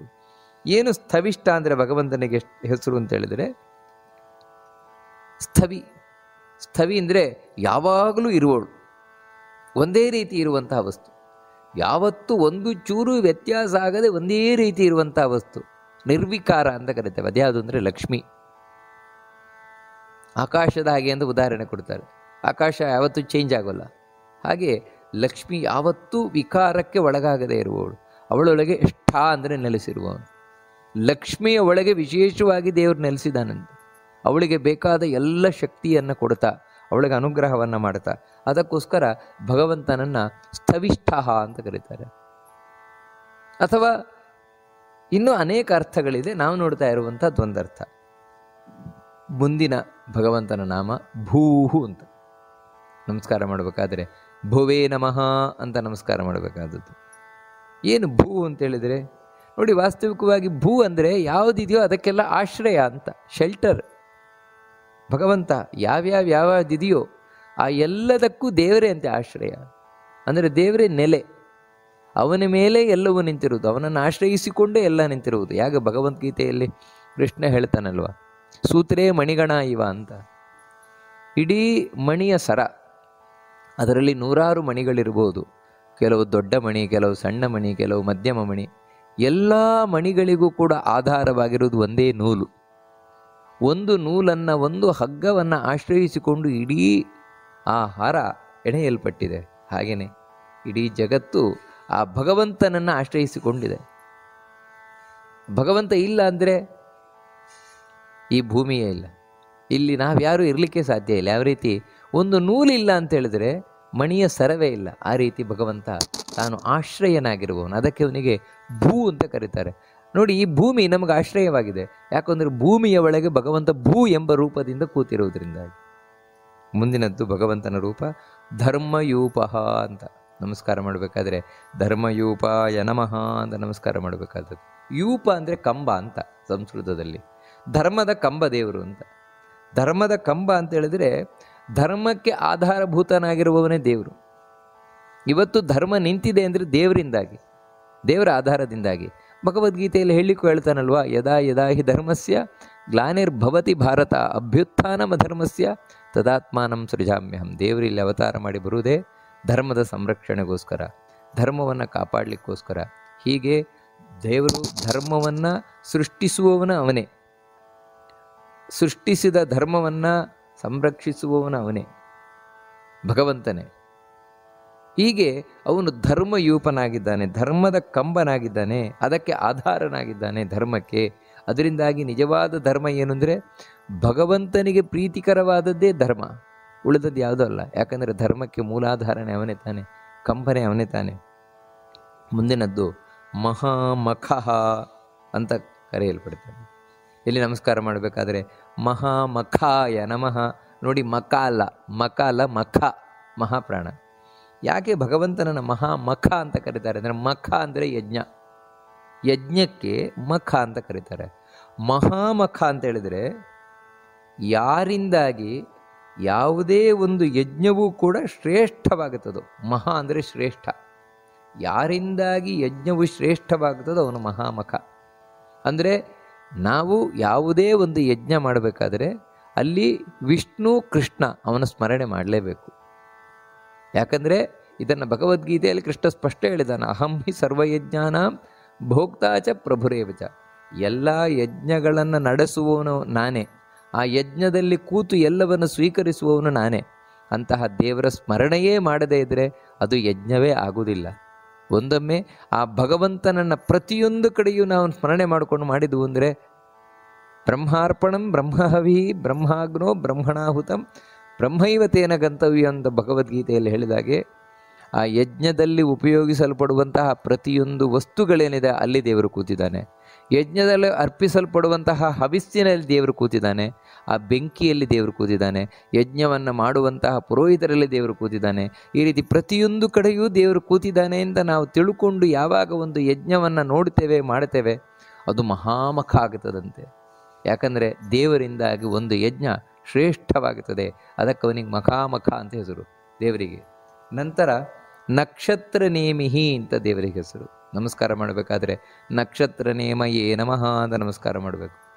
ಸುಲಭವಾದ ಅರ್ಥ. ನಕ್ಷತ್ರಗಳು ಅಂತ ಏನು ನಾವು ನೋಡ್ತೇವೆ ಮೇಲೆ ಆಕಾಶದಲ್ಲಿ, ಆ ಎಲ್ಲ ನಕ್ಷತ್ರಗಳನ್ನು ನಿಯಮಿಸುವವನಿವನೇ, ಕಂಟ್ರೋಲ್ ಮಾಡುವವನಿವನೇ, ಭಗವಂತನೇ. ಅಶ್ವಿನಿ ಭರಣಿ ಕೃತಿಕಾ ರೋಹಿಣಿ ನೋಡಿ, ಅದಕ್ಕೆ ಮೇಲೆ ಭಚಕ್ರ ಅಂತಲೇ ಕರೆಯುವುದು. ನಕ್ಷತ್ರಗಳ ಚಕ್ರ, ಅದೇ ರಾಶಿ ಚಕ್ರ. ಅದು ಬಹಳ ಮುಖ್ಯವಾಗಿ ಈ ಜಗತ್ತಿನ ಆಗು ಹೋಗುಗಳನ್ನು ನಿಯಂತ್ರಣೆ ಮಾಡ್ತಾ ಇರುವಂಥದ್ದು. ಎಲ್ಲವೂ ಇಲ್ಲಿ ತನ್ನಷ್ಟಕ್ಕಾಗ್ತಾ ಇಲ್ಲ. ಮತ್ತು ಯಾವ ಯಾವ ಗ್ರಹಗಳು ಯಾವ ಯಾವ ರಾಶಿಗೆ ಬರ್ತಾರೆ ಆಗ ತಮ್ಮ ತಮ್ಮ ಫಲವನ್ನು ಕೊಟ್ಕೊಂಡು ಹೋಗ್ತಾರೆ. ನಿಮಗೆ ಉದಾಹರಣೆಗೆ ಹೇಳುವುದಾದರೆ, ಇವಾಗ ಸೂರ್ಯ ಯಾವಾಗ ವೃಷಭ ರಾಶಿಗೆ ಪ್ರವೇಶ ಮಾಡಿದ ಆಗ ಇಲ್ಲಿ ಮಳೆ ಬರುವ ಸೂಚನೆಗಳನ್ನ ಕಾಣಲಿಕ್ಕೆ ಶುರುವಾಯಿತು. ಯಾವಾಗ ಮಿಥುನ ರಾಶಿಯನ್ನು ಪ್ರವೇಶ ಮಾಡಿದ, ಜೋರು ಮಳೆಗಾಲ ಹಿಡಿಯಲಿಕ್ಕೆ ಶುರುವಾಯಿತು. ಕರ್ಕಾಟಕ ರಾಶಿಯನ್ನು ಪ್ರವೇಶ ಮಾಡಿದ, ಆಗಂತೂ ತುಂಬ ಮಳೆಗಾಲವೇ. ಕರ್ಕಾಟಕ ರಾಶಿಯಲ್ಲಿರಬೇಕು ನೋಡಿ. ಈ ರೀತಿ ಸೂರ್ಯನ ಸಂಚಾರ, ಇನ್ನು ಚಂದ್ರನ ಸಂಚಾರ, ಅವನು ಯಾವ ಯಾವ ರಾಶಿಗೆ ಹೋಗ್ತಾನೆ ಒಂದೊಂದು ರೀತಿ ಫಲವನ್ನು ಕೊಡ್ತಾ ಹೋಗ್ತಾನೆ. ಆದರೆ ವಾಸ್ತವಿಕವಾಗಿ ಈ ಎಲ್ಲ ಗ್ರಹಗಳನ್ನು, ನಕ್ಷತ್ರಗಳನ್ನು ಆಯಾ ಸ್ಥಾನದಲ್ಲಿ ಇಟ್ಟಿರುವವನು ಯಾರು ಅಂತ ಹೇಳಿದ್ರೆ ಅದೇ ಭಗವಂತ. ನಿಯಂತ್ರಿಸ್ತಾ ಇರುವವನು ಅಂದರೆ ಯಾರು? ಭಗವಂತ. ಅದಕ್ಕೋಸ್ಕರವೇ ಅವನಿಗೆ ನಕ್ಷತ್ರ ನೇಮಿ ಅಂತ ಹೆಸರು ಭಗವಂತನಿಗೆ. ನಕ್ಷತ್ರಗಳನ್ನೆಲ್ಲ ನಿಯಂತ್ರಿಸ್ತಾ ಇರುವಂಥವನು, ಅದು ತಿರುಗುವಂತೆ ಮಾಡ್ತಾ ಇರುವಂಥವನು, ಅದರಿಂದ ನಮಗೆ ಆಗು ಹೋಗುಗಳನ್ನು ಉಂಟು ಮಾಡ್ತಾ ಇರುವವನು ಎಲ್ಲ ಇವನೇ. ಮತ್ತು ನಕ್ಷತ್ರೀ ಮುಂದಿನದ್ದು ನಮಸ್ಕಾರ ಮಾಡಬೇಕಾದ್ರೆ ನಕ್ಷತ್ರಿಣೇ ನಮಃ ಅಂತ ನಮಸ್ಕಾರ ಮಾಡಬೇಕಾದದ್ದು. ಏನು ಅಂದರೆ, ಹೌದು, ಹೊರಗಿನಿಂದ ದೇವರು ಕೂತ್ಕೊಂಡು ಎಲ್ಲ ನಕ್ಷತ್ರಗಳನ್ನು ನಿಯಂತ್ರಣ ಮಾಡ್ತಾ ಇದ್ದಾನೆ. ಅಷ್ಟು ಮಾತ್ರ ಅಲ್ಲ, ಆ ನಕ್ಷತ್ರಗಳ ಒಳಗೆ ಕೂತು ಬೆಳಗುತ್ತಾ ಇರುವವನು ಇವನೇ. ನಕ್ಷತ್ರ ಅಂತ ನಾವು ವಿಶೇಷವಾಗಿ ಯಾಕೆ ಕರಿತೇವೆ? ಸ್ಟಾರ್ಸ್, ನಮಗೊತ್ತು, ಅದು ಸ್ವತಂತ್ರವಾಗಿ ಬೆಳಗುವ ಕಾಯಗಳು ಅಂತ. ಸ್ವತಂತ್ರವಾಗಿ ಬೆಳಗುತ್ತಾ ಇಲ್ಲ, ಮತ್ತು ಒಳಗೆ ದೇವರು ಕೂತಿದ್ದಾನೆ. ಅದರೊಳಗೆ ಬೆಳಗುವ ಶಕ್ತಿಯಾಗಿ ದೇವರು ಕೂತದ್ರಿಂದಾಗಿ ಅದು ಬೆಳಗುತ್ತಾ ಇದೆ ಅಷ್ಟೇ. ಅದಕ್ಕೋಸ್ಕರ ಆ ನಕ್ಷತ್ರದ ಒಳಗೆ ಕೂತು ಯಾವತ್ತೂ ಅದು ನಾಶವಾಗದ ಕಾಂತಿ ಉಳ್ಳವನಾಗಿ ಮಾಡ್ತಾ ಇರುವವನು ಅವನೇ, ಭಗವಂತನೇ. ಮುಂದೆ ಕ್ಷಮಃ ಅಂತ ದೇವರಿಗೆ ಹೆಸರು. ನಮಸ್ಕಾರ ಮಾಡಬೇಕಾದ್ರೆ ಕ್ಷಮಾಯ ನಮಃ ಅಂತ ದೇವರಿಗೆ ನಮಸ್ಕಾರ ಮಾಡಬೇಕಾದ್ರು. ಯಾಕೆ ದೇವರಿಗೆ ಕ್ಷಮ ಅಂತ ಕರೀತಾರೆ ಅಂದರೆ ಕ್ಷಮಾ ಗುಣ ಇರುವುದರಿಂದಾಗಿ ಅವನನ್ನು ಕ್ಷಮ ಅಂತ ಕರೀತಾರೆ. ಕ್ಷಮಾ ಗುಣ ಅಂದರೆ ಭಕ್ತರ ಅಪರಾಧಗಳನ್ನೆಲ್ಲ ಕ್ಷಮಿಸುವವನು. ಭಕ್ತರು ಏನು ಅಪರಾಧ ಮಾಡಿದರೂ ದೇವರು ಕ್ಷಮಿಸ್ತಾನಂತೆ. ಯಾವಾಗ ಅಂತ ಹೇಳಿದರೆ ನಮ್ಮ ಅಪರಾಧದ ಅರಿವಾಗಬೇಕು. ಅಯ್ಯೋ ನಾನಿಂಥ ತಪ್ಪು ಮಾಡಿದ್ದೇನಲ್ವಾ, ಇಂಥ ಅಧರ್ಮ ಮಾಡಿದ್ದೇನಲ್ವಾ, ಇಂಥ ಪಾಪ ಮಾಡಿದ್ದೇನಲ್ವಾ, ಮನಸ್ಸಿಗೆ ಅರಿವಾಗಬೇಕು. ಆವಾಗ ನಮ್ಮ ಮನಸ್ಸಿಗೆ ಬೇಜಾರಾಗಬೇಕು. ಅಯ್ಯೋ ಪಾಪ, ನಾನಿಂಥ ಪಾಪ ಮಾಡಬಾರ್ದಾಗಿತ್ತು ಅಂತ. ಅಷ್ಟಕ್ಕೆ ನಿಲ್ಲಬಾರ್ದು. ಇನ್ನು ಮುಂದೆ ನಾನು ಈ ರೀತಿ ಮಾಡುವುದಿಲ್ಲ ಅಂತ ಲೆಕ್ಕಾಚಾರ ಮಾಡಬೇಕು. ಈ ಪಾಪವನ್ನು, ಈಗ ಮಾಡಿದ ತಪ್ಪನ್ನು ಇನ್ನೊಮ್ಮೆ ನಾನು ಮಾಡುವುದಿಲ್ಲ ಅಂತ ಲೆಕ್ಕಾಚಾರ ಮಾಡಬೇಕು. ಆಮೇಲೆ ದೇವರಿಗೆ ಶರಣಾಗಬೇಕು. ದೇವರೇ, ಅನಂತ ಅಪರಾಧ ಎನ್ನಲ್ಲಿ ಇರಲಾಗಿ ನಾನು ತುಂಬ ತಪ್ಪು ಮಾಡಿದ್ದೇನೆ ಸ್ವಾಮಿ, ನನ್ನನ್ನು ಕ್ಷಮಿಸು, ಇನ್ನೊಮ್ಮೆ ಈ ರೀತಿ ನಾನಂತೂ ಮನಸ್ಸಿಟ್ಟು ಮಾಡುವುದಿಲ್ಲ ಅಂತ ನಾವು ದೇವರಿಗೆ ಇಷ್ಟೆಲ್ಲ ಮಾಡಿಕೊಂಡು ಶರಣಾದು ಅಂದರೆ ಖಂಡಿತವಾಗಿ ನಮ್ಮ ಅಪರಾಧಗಳನ್ನು ಮನ್ನಿಸ್ತಾನೆ. ಎಂಥ ತಪ್ಪು ಮಾಡಿದರೂ ಮನ್ನಿಸುವಂತಹ ಭಗವಂತ. ಅದಕ್ಕೆ ಅವನಿಗೆ ಹೆಸರೇ ಅಪರಾಧ ಸಹಿಷ್ಣು ಅಂತ. ಎಲ್ಲ ಅಪರಾಧಗಳನ್ನು ಸಹಿಸುವಂಥವನು ಇನ್ಯಾರೂ ಅಷ್ಟಿಲ್ಲ. ಭಗವಂತನಷ್ಟು ಪಾಪವನ್ನು ಸಹಿಸುವವನು, ಪಾಪವನ್ನು ನಾಶಗೊಳಿಸುವವನು ಇನ್ನೊಬ್ಬ ಇಲ್ಲವೇ ಇಲ್ಲ. ಅದಕ್ಕೆ ಅವನಿಗೆ, ಭಗವಂತನಿಗೆ ಕ್ಷಮಃ ಅಂತ ಕರೀತಾರೆ. ಮುಂದಿನದ್ದು ಭಗವಂತನ ಹೆಸರು ನಾಮ ರೂಪ ಕ್ಷಾಮಃ ಅಂತ. ನಮಸ್ಕಾರ ಮಾಡಬೇಕಾದ್ರೆ ಕ್ಷಾಮಾಯ ನಮಃ ಅಂತ ಹೇಳೋದು. ಕ್ಷಾಮ ಅಂದರೆ ಗೊತ್ತು ನಮಗೆ, ಬರಗಾಲ. ಕ್ಷಾಮ ಅಂದರೆ ಇಲ್ಲಿಯೂ ಕೂಡ ಅಷ್ಟೇ, ಬರಗಾಲ ಬರುವುದು ದೇವರಿಂದಲೇ, ಮಳೆ ಬರುವುದು ದೇವರಿಂದ, ಸಮೃದ್ಧಿ ಆಗೋದು ದೇವರಿಂದ, ಅದೇ ದೇವರಿಂದಲೇ ಬರಗಾಲವೂ ಬರೋದು. ಬರಗಾಲ ಇಲ್ಲದಿದ್ದರೆ ದೇವರು ಇಚ್ಛೆ ಮಾಡದಿದ್ದರೆ ಹೇಗೆ ಬರಲಿಕ್ಕೆ ಸಾಧ್ಯ? ಅದಕ್ಕೋಸ್ಕರ ಪ್ರಳಯ ಕಾಲದಲ್ಲೊಂದು ಬರಗಾಲ ಬರುತ್ತದೆ.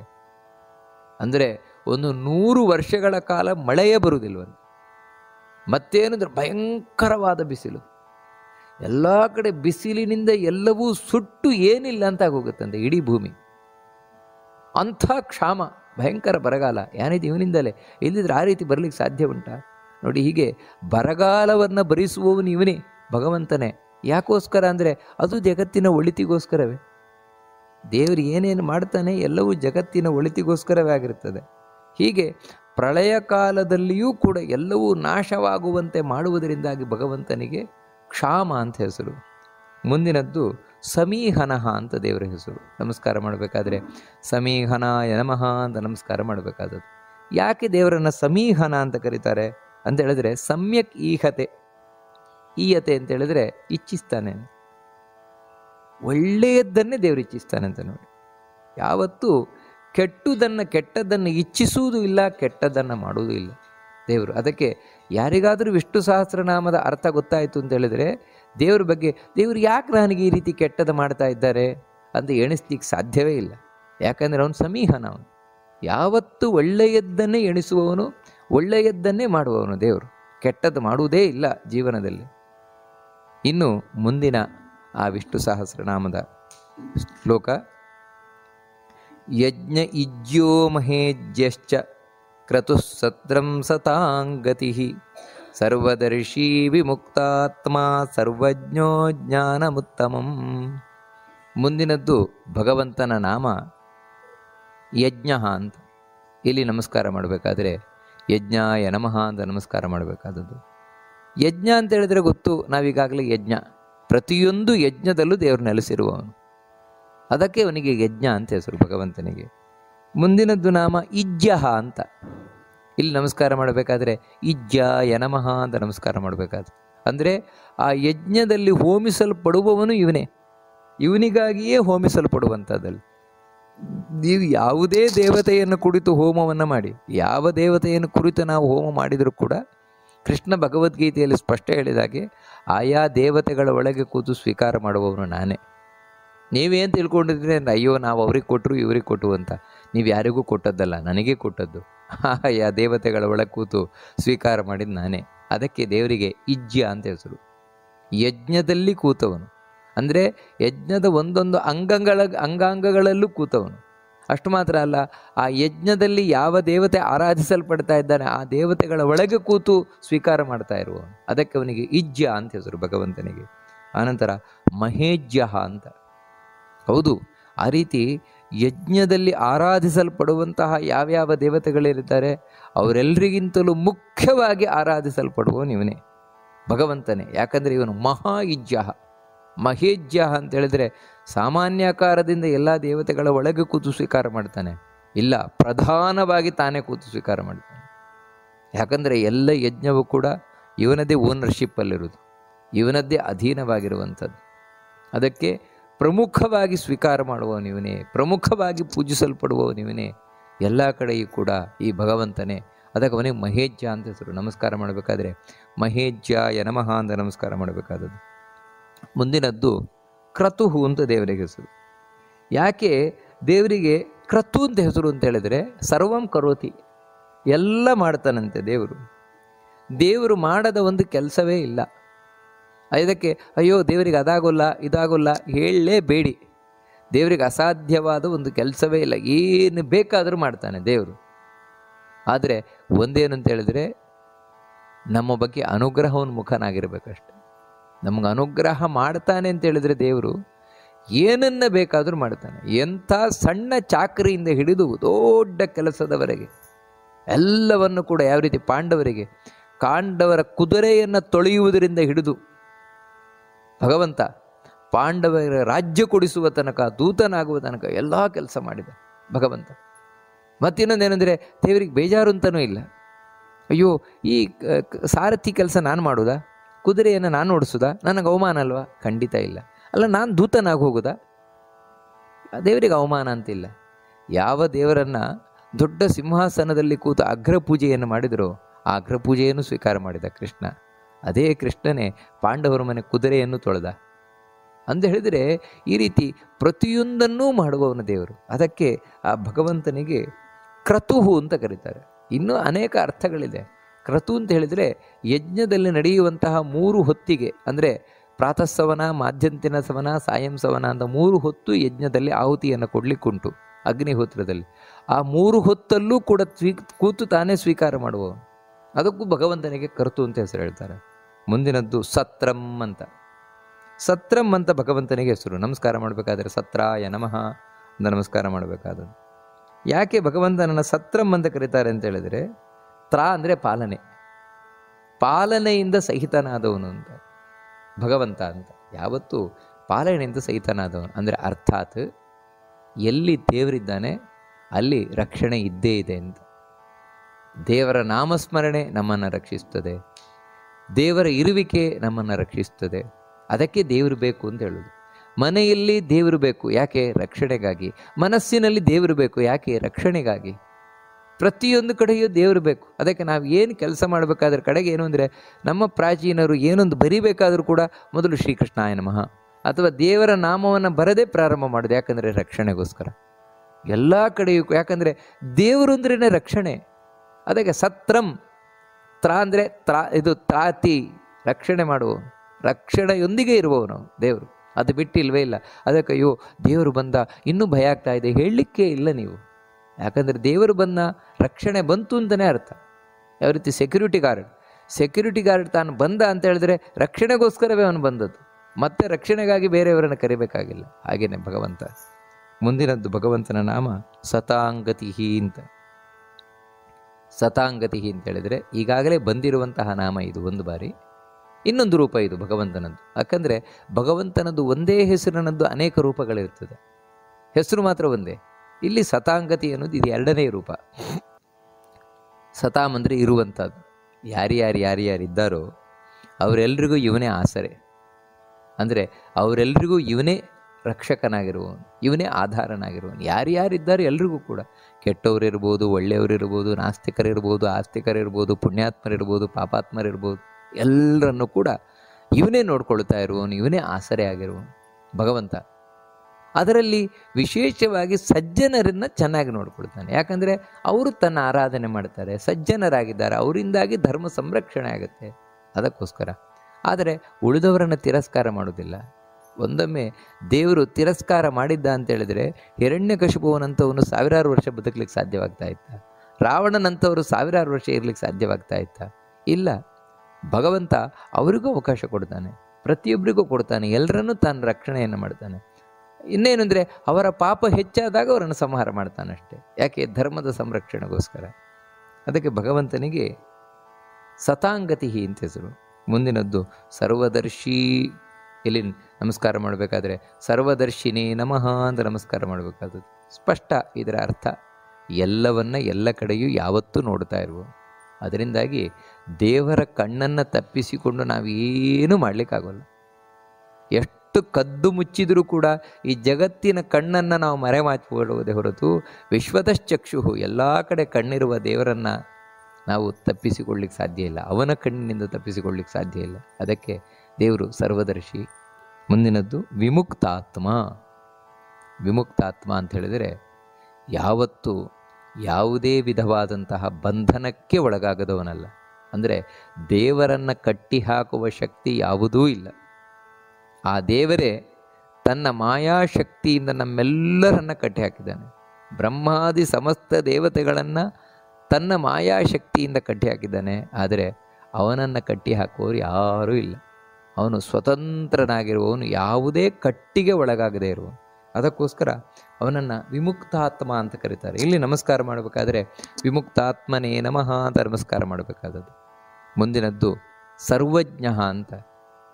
ಸರ್ವಜ್ಞ ಅಂತ ಹೇಳಿದರೆ ನಮಸ್ಕಾರ ಮಾಡುವುದು. ಸರ್ವಜ್ಞಾಯ ನಮಃ ಅರ್ಥ ಏನಂದರೆ ಎಲ್ಲ ತಿಳ್ಕೊಂಡವನು ದೇವರು. ದೇವರಿಗೆ ಗೊತ್ತಿಲ್ಲದೊಂದು ವಿಷಯವೇ ಇಲ್ಲ. ಎಲ್ಲ ವ್ಯಕ್ತಿಯ ಬಗ್ಗೆ ಎಲ್ಲ ವಿಷಯಗಳನ್ನು ಯಾವತ್ತೂ ತಿಳ್ಕೊಂಡವನು. ಎಷ್ಟು ಅಂತ ಹೇಳಿದ್ರೆ ನಿಮಗೆ ಬಹಳ ಆಶ್ಚರ್ಯ ಆಗ್ಬೋದು.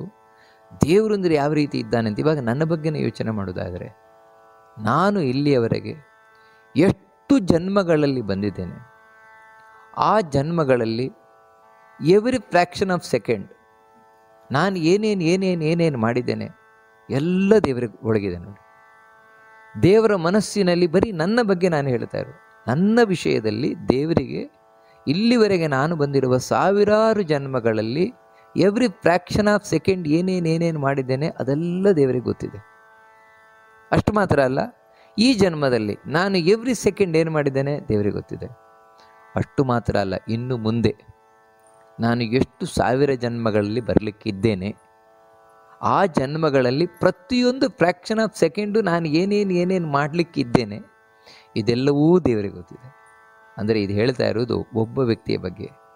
ಇಂಥ ಅಸಂಖ್ಯಾತ ಜೀವರಿದ್ದಾರೆ. ಅವರೆಲ್ಲರ ಬಗ್ಗೆಯೂ ಪೂರ್ಣ ಮಾಹಿತಿಯನ್ನು ದೇವರು ಹೊಂದಿದವನಾಗಿದ್ದಾನೆ ಅಂತ ಹೇಳಿದ್ರೆ ಅವನು ಸರ್ವಜ್ಞನಲ್ಲದೆ ಇನ್ಯಾರನ್ನು ಸರ್ವಜ್ಞ ಅಂತ ಹೇಳೋದು? ಅಂದರೆ ದೇವರಿಗೆ ಗೊತ್ತಿಲ್ಲದ ವಿಷಯ ಇನ್ಯಾವುದು ಬಾಕಿ ಇದೆ ಹೇಳಿ? ಅದಕ್ಕೆ ನಿಜವಾದ ಅರ್ಥದಲ್ಲಿ ಸರ್ವಜ್ಞ ಅವನೇ ಭಗವಂತ. ಮುಂದಿನದ್ದು ಜ್ಞಾನಂ. ನಮಸ್ಕಾರ ಮಾಡಬೇಕಾದ್ರೆ ಜ್ಞಾನಾಯ ನಮಃ ಅಂತ ನಮಸ್ಕಾರ ಮಾಡೋದು. ಅಂದರೆ ದೇವರಂದರೆ ಜ್ಞಾನ ಸ್ವರೂಪಿ. ದೇವರಂದರೆ ಜ್ಞಾನ. ಇವಾಗ ನನಗೆ ದೇವರ ಅನುಗ್ರಹ ಆಯಿತು ಅಂದರೆ ಅರ್ಥ ಏನು ಅಂತ ಹೇಳಿದ್ರೆ ನನಗೆ ಒಳ್ಳೆ ಜ್ಞಾನ ಬಂತು ಅಂತ ಅರ್ಥ. ದೇವರು ನನ್ನೊಳಗೆ ಬಂದು ಕೂತ ಅಂತ ಹೇಳಿದರೆ ಇನ್ಯಾವ ಗೊತ್ತಾಗತ್ತೆ ನನಗೆ ಅಂದರೆ ನನಗೆ ಒಳ್ಳೆ ಜ್ಞಾನ ಬಂತು. ಜ್ಞಾನ ಆನಂದ ಸ್ವರೂಪಿ ದೇವರು ಅಂತ ಹೇಳಿದ್ರೇ ಇನ್ನೇನಲ್ಲ. ಯಾಕಂದರೆ ದೇವರು ಅಂತ ಹೇಳಿದುಕೊಳ್ಳೋ ನಮಗೆ ಫೋಟೋದಲ್ಲಿ ನೋಡಿ ನಮ್ಮ ಹಾಗೆ ಏನೋ ರಕ್ತ ಮಾಂಸ ಕೀವು ಇದೆಲ್ಲ ಕೂಡಿಕೊಂಡವನು ದೇವರು ಇಲ್ಲ. ದೇವರ ದೇಹದಲ್ಲಿ ನಮ್ಮ ಹಾಗೆ ರಕ್ತ ಇರುವುದಲ್ಲ, ಮಾಂಸ ಇರುವುದಲ್ಲ, ಚರ್ಮ ಇರುವುದಲ್ಲ, ಮೂಳೆದೇ ಇರುವುದಲ್ಲ. ಮತ್ತು ಕೇವಲ ಜ್ಞಾನ ಆನಂದ ಭಗವಂತ ಅಂದರೆ ಅದು ಎಂಥ ಜ್ಞಾನ ಅಂದರೆ ಶುದ್ಧವಾದ ಜ್ಞಾನ, ಆನಂದ, ಶುದ್ಧವಾದ ಪೂರ್ಣವಾದ ಜ್ಞಾನ, ಪೂರ್ಣವಾದ ಆನಂದ, ಅಂಥ ಸ್ವರೂಪಿ ಭಗವಂತ. ಅದಕ್ಕೆ ನಾವು ಈ ನಾಮವನ್ನು ಹೇಳಿ ನಮಸ್ಕಾರ ಮಾಡಬೇಕಾದ್ರೆ ಜ್ಞಾನಾಯ ನಮಃ ಅಂತ ನಮಸ್ಕಾರ ಮಾಡಬೇಕಾದದ್ದು. ಮುಂದಿನದ್ದು ಉತ್ತಮಂ. ಉತ್ತಮ ಅಂತ ನಮಸ್ಕಾರ ಮಾಡಬೇಕಾದ್ರೆ ಉತ್ತಮಾಯ ನಮಃ ಅಂತ. ತಮ ಅಂದರೆ ಗೊತ್ತು, ಕತ್ತಲೆ, ತಮಸ್ಸು ಕತ್ತಲೆ. ಆ ಕತ್ತಲೆಯನ್ನು ಉದ್ಗತ ಅಂತ ಹೇಳಿದ್ರೆ ಅದರಿಂದ ದೂರ ಆದವನು. ದೇವರ ಹತ್ರ ಕತ್ತಲೆ ಅನ್ನೋದು ಬರುವುದೇ ಇಲ್ವಂತೆ.